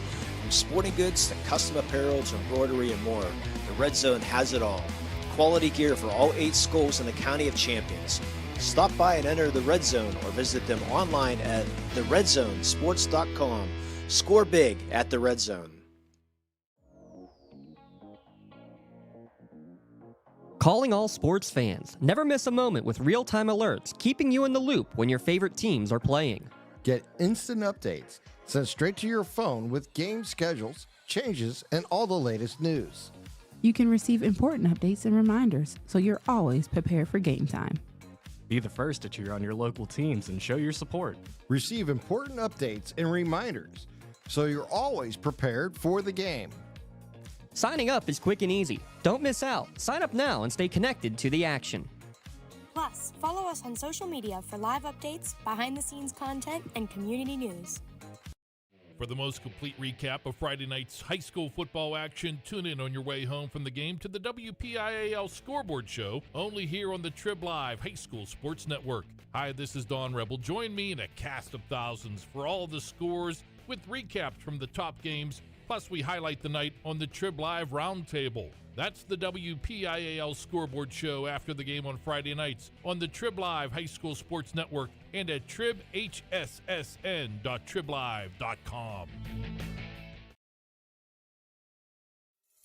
Having a safe and healthy home is not something to play games with, especially if your home was built before 1978. You may be exposed to extremely harmful lead-based paint hazards. If you're concerned about lead in your home, don't roll the dice on your family's safety. LCAP's Healthy Homes Lead Hazard Reduction Program is here to help you win the battle.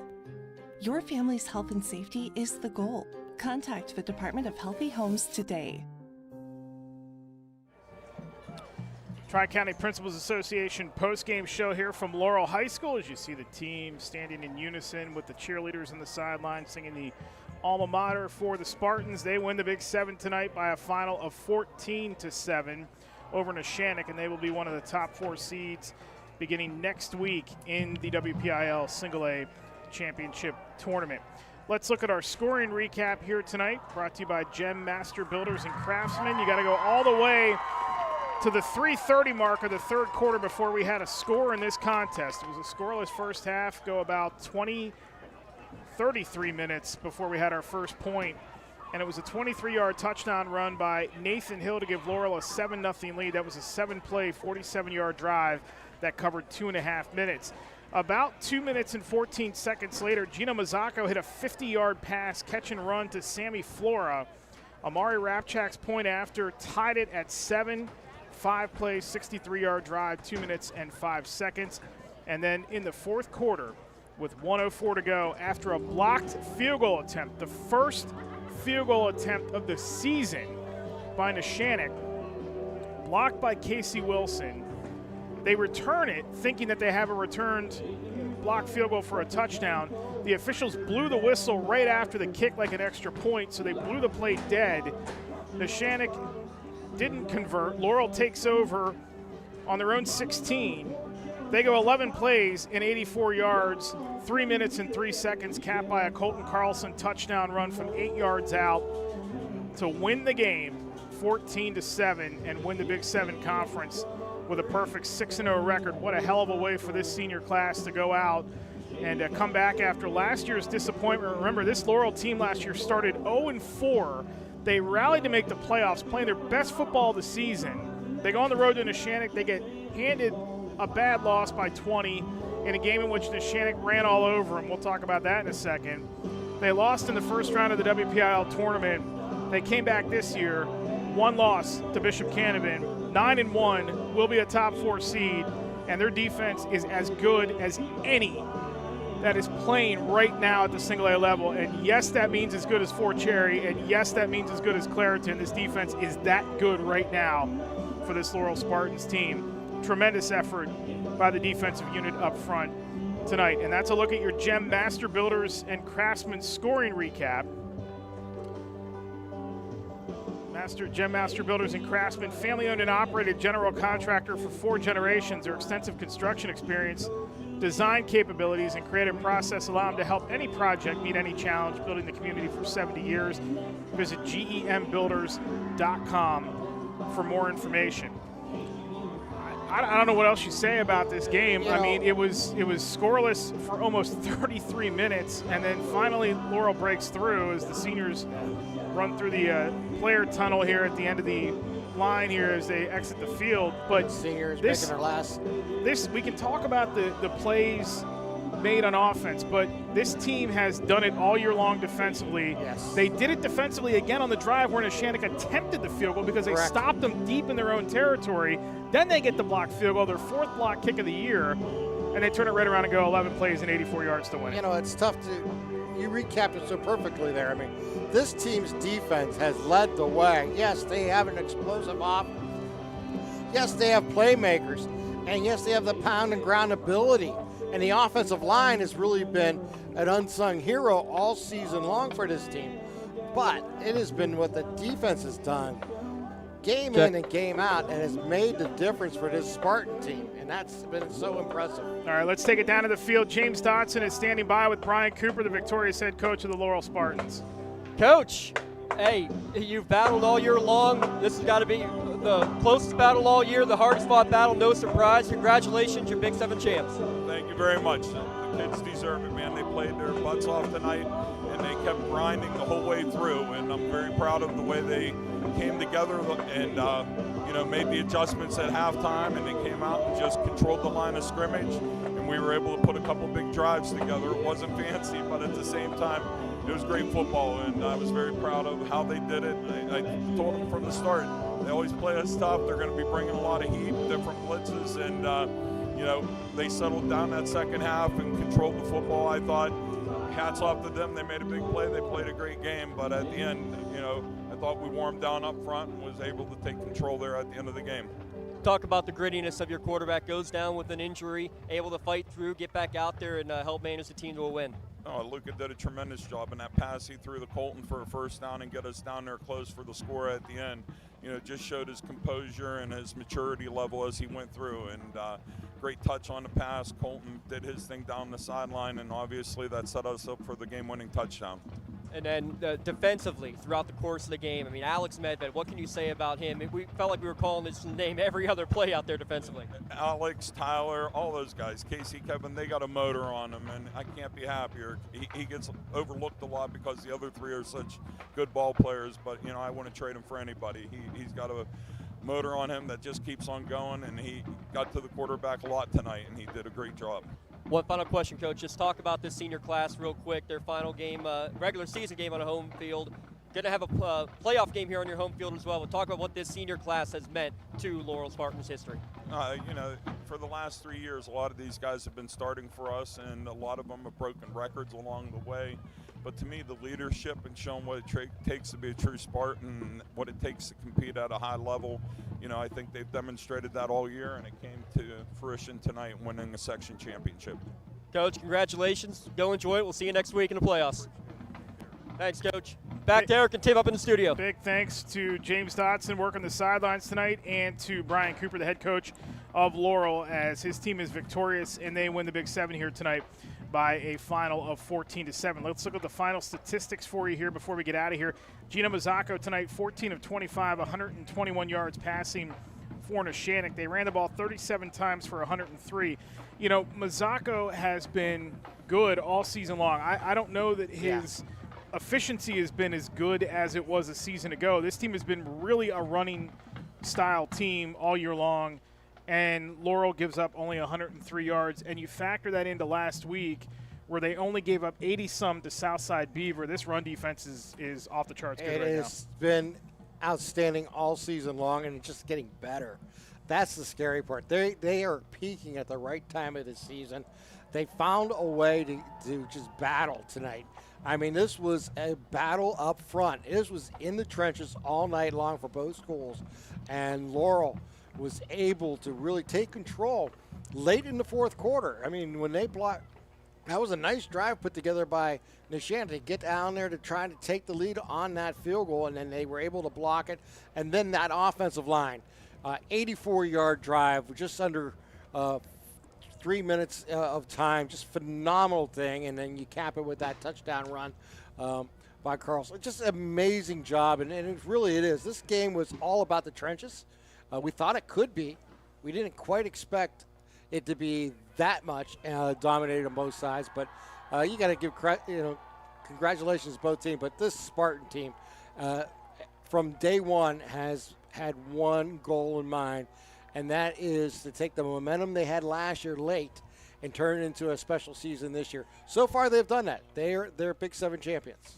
For Neshannock offensively tonight, it was Aiken who led him in rushing, 14 carries, 44 yards. He's having a career year, but he did not have a career night tonight against this Laurel run defense. For the Spartans tonight, Lucas Santini, he did throw 2 interceptions.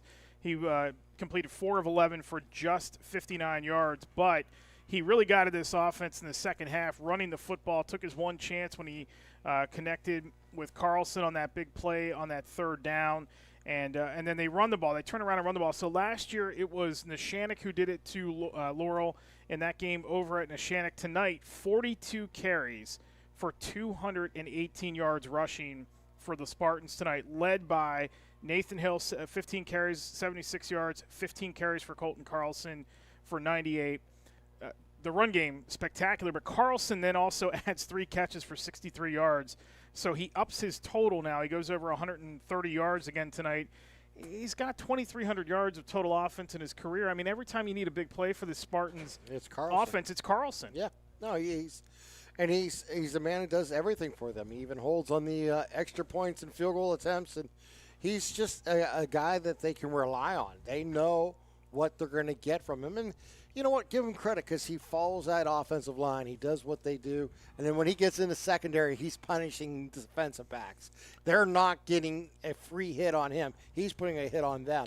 And that's really impressive. And this was a really physical game here tonight, too. About as physical as we have seen It all really season was. long. This was, It was a fantastic It football really game. was. It really was. One of I the mean, best you're going to see, period. Not a lot of offense in this game until really late in the second half. But, man, these two teams put on a show tonight, and we're really glad we were able to bring it to you. Let's talk about the Newcastle Transit Authority out-of-town scoreboard update because there's a lot to talk about on this here tonight. So Southside did win tonight over Rochester. The final we had there was 27-0. So they did put themselves in position to share this crown had Neshannock come back to win this game. However, this is an outright championship for Laurel. The Spartans go undefeated in the Big 7. They win the Big 7 conference tonight. Southside does get a little bit back after last week's setback here, and they beat Rochester tonight to finish the season strong. They're in the postseason tournament as well. Shenango needs to win tomorrow. They play Summit Academy at noon. You can watch that game on the Lawrence County Sports Network over at Summit Academy. They need to win that game to have a shot at a playoff berth. Elsewhere in Single A tonight, as California knocks off Jefferson Morgan, they win the Tri-County South tonight. California beats Jeff Morgan 36-14. We know the number 1s and 2 seeds are going to be Fort Cherry and Clareton in this tournament. Just a matter now is it Cal or Laurel at 3rd, and then the other one will be 4th, and whoever the top 4 are will be at home for the first round of the playoffs. beginning next week. Other area teams tonight, Wilmington falls to Karnes City 33-28. That game is a final. And New Brighton defeated Union tonight 6-2 as the Scotties season comes to a close with a 4-point loss, hard-fought 4-point loss for them tonight. Maybe the game of the night in 2A Midwestern. Elwood City, who had trailed going into the fourth quarter, they actually come back and beat Beaver Falls 25-14. So they are in the postseason tournament with that win tonight. They beat Beaver Falls 25-14. They come back. They rally to win that. Mohawk defeated Riverside tonight 35-24 as they put themselves in position to get into the postseason. We'll talk a little bit about that here in a second. And then in 4A, the Parkway, the mess that we knew the Parkway was, will go from reverse order up to the top. Aliquippa beats Ambridge tonight 57-7. Montour leads West Allegheny right now 34-13 in the fourth quarter. And Newcastle, which trailed at one point 17-7, comes back to destroy Blackhawk tonight 41-17. So if Montour holds on to win that game, and there's about 4 minutes to go, so it looks like they will, Newcastle will win the Parkway based on head-to-head, the victory over Montour. It looks like Newcastle, Montour, West Allegheny are all probably going to get in. And if that happens, there's a chance that Aliquippa will not. And that is stunning to think about. I don't think anybody would have predicted that or even thought that was a possibility coming into this season. Absolutely shocking possibility right now, but Aliquippa does its part tonight. But Montour winning that game tonight is going to give Newcastle the Parkway Conference based on head-to-head. And the Hurricanes will be a top 2 seed. We project that McKeesport will be the number 1 seed. I think everybody's in agreement on that. And Newcastle will be the 2. That means the Hurricanes home next week. And then the news comes tomorrow when we get the pairings, but they may, if Aliquippa gets in, have to play Aliquippa, or they may have to play Thomas Jefferson. Thomas Jefferson won tonight 58-7 over Laurel Highlands, and Char Valley battling for a wild card spot. They defeat Ringgold tonight 38-0. And that's a look at your Newcastle Transit out-of-town scoreboard authority. Gas prices continue to rise. Save money on gas. Let the Newcastle Transit Authority take you where you want to go. Serving the city of Newcastle and stops throughout Lawrence County, the Newcastle Transit Authority going your way. Final piece of business here tonight as we give out our awards that we do every week here on the Lawrence County Sports Network. And first, it's going to be our Maley Chiropractic Play of the Game Award. And I think this goes without saying, the biggest play of the night as Amari Rapchak set up for a field goal opportunity, the first field goal opportunity attempted by Neshannock this season. It was blocked by Casey Wilson. It was scooped up and returned by Tony Guyewitz. However, they blew the play dead, so no touchdown. Laurel ends up going down the field to win the game. Anyway, had to block the field goal to put themselves in a position to get the game-winning touchdown.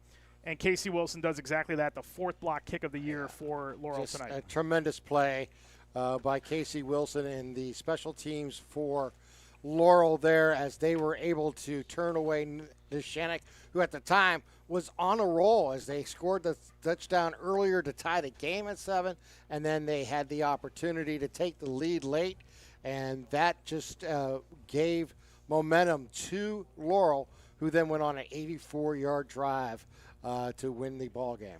So Casey Wilson, your play of the game tonight with the blocked field goal opportunity.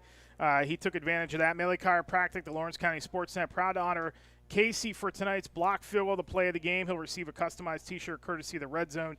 To watch tonight's Maley Chiropractic play of the game and see the full list of the regular season top plays, which is now over, you can go online to the Lawrence County Sports Network, lcsportsnet.com, and click on Play of the Game. Congratulations to Casey Wilson for tonight's Maley Chiropractic Play of the Game. Let Maley Chiropractic keep you in the game. Our MVP Insurance MVP of the Game award tonight, and it's going to go to Alex Medved, who was spectacular again. 12 tackles in this game, 2 sacks. He was all over the backfield tonight. Alex Medved continues to have a remarkable season for this Laurel defense, as he is just a terror in that defensive backfield or that defensive end spot. He now has 7 sacks on the season, 4 sacks in his last 2 games, and 4 sacks in his last 2 games against Neshannock. He had 2 last year in the 20-point loss over the way against the Lancers. So Alex Medved is your MVP Insurance MVP of the Game award. He gets a customized T-shirt courtesy of the Red Zone in recognition of tonight's MVP of the game. To view the full list of this year's game MVPs, go online to lcsportsnet.com and click on MVP of the Game. Congratulations to the fantastic defensive end for the Laurel Spartans, Alex Medved, for being named tonight's MVP of the game, MVP Insurance. Call MVP for the win. Well, we know now that Laurel, Neshannock in the playoffs next week. Shenango tomorrow, if they win, they have a shot. Wilmington will be in the playoffs. Elwood City is in the playoffs by way of their comeback tonight. Mohawk puts itself in position to get in the playoffs. Newcastle is your Parkway champ. They are going to be a top 2 seed. And then we find out really where everybody goes tomorrow. We'll have some coverage for you next week. We're not sure where we're going to be at just yet, but we'll give you the details as soon as we know the matchups and where we're going to be headed next Friday night for round 1 of the postseason tournaments in both single A, double A, and also in quad A next week. Just keep it tuned to the social media channels and the Lawrence County Sports Network website. We will tell you where we're going and what the games will be and what our coverage will be. And that reminds me here that the playoff broadcasts are going to be on the NFHS Network, which we do need help getting those games on the air.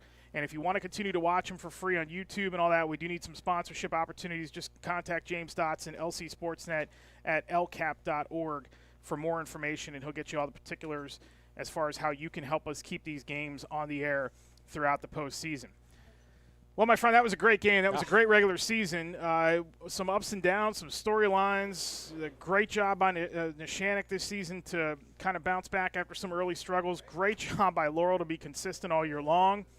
Great job by Newcastle to win the Parkway. Great job by Mohawk to put themselves in position. It really all kind of came around here at the end of the season. We saw some good ball here in the regular season. We really did see a tremendous really a regular season, and just tonight's game just caps it off. This is a game traditionally, at least recently, I should say, has led to a final blowout between these two schools. One of them would win by like 20 points or more. And tonight that was not the case. The two defenses just battled it out against each other. The offenses were able to get things together, and you got to give it all up to Laurel. Special teams coming up big late in the fourth quarter, and then that huge drive, that championship drive to win the championship here in the regular season. What a impressive outing here for the Laurel Spartans, holding home turf, which is so important to try to win a championship. 4 of the last 15 now, 5 of the last 16 times these teams have played, it's been decided by a touchdown or less, and one of them was right here tonight, a 14-7 win by the Spartans of Laurel over Neshannock. Tomorrow at noon from Summit Academy, it'll be Shenango taking on Summit Academy. If they win, they put themselves in position for a possible playoff berth. You can watch that game on the Lawrence County Sports Network beginning around 11:30 tomorrow morning from Summit Academy. We will talk to you again on Wednesday night for Beyond the Scoreboard. James Dotson and I will break down the playoff matchups and give you a preview of the first round of the WPIAL tournaments. That comes your way Wednesday night at 7 o'clock from our LCAP studios. We got coverage next week of volleyball, soccer, and then the football championships tournament, the football playoffs coming up next week. Just keep it tuned to lcsportsnet.com for the full schedule and where we will be. And we will talk to you next Friday night from a playoff game somewhere around Lawrence County. And you'll see it all right here on the Lawrence County Sports Network, powered by LCAP. Have a great weekend.